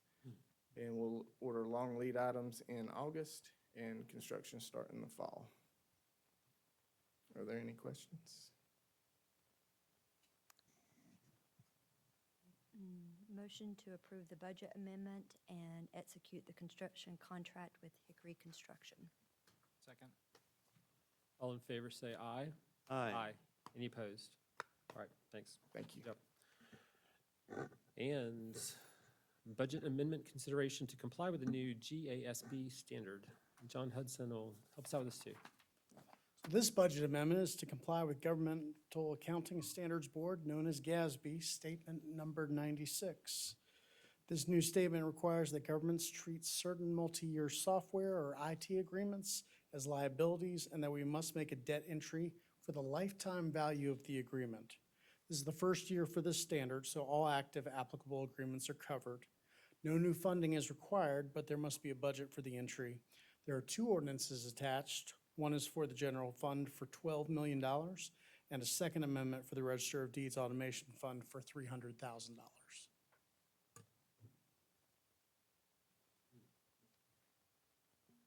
Motion to approve the budget amendment. Second. All in favor, say aye. Aye. Any opposed? All right, thanks, John. Thank you. All right, Commissioners, we have a couple of board appointments to address. First is we have 4 reappointments on the Juvenile Crime Prevention Council, and 2 of them are being considered tonight, right, Lamar? Okay, there's only 2 reappointments, and we have, all right. I'm happy to nominate or move that we accept Shannon Martin and Judge Susan Dotson-Smith. Second. All in favor, say aye. Aye. Any opposed? There's 1 reappointment to the TDA. Motion to reappoint Brenda Durden to the TDA. Second. All in favor, say aye. Aye. Any opposed? All right, we have a couple of announcements. On July 18th at 3 p.m. Oh, yeah, oh, yeah. Is that on the,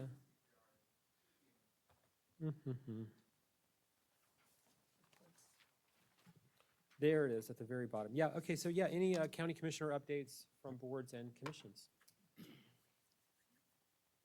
We kind of did this for the first time at our last meeting, so anything happened in the last 2 weeks? Yeah, I don't think, I think we just talked about all that. okay. All right, thanks for the reminder.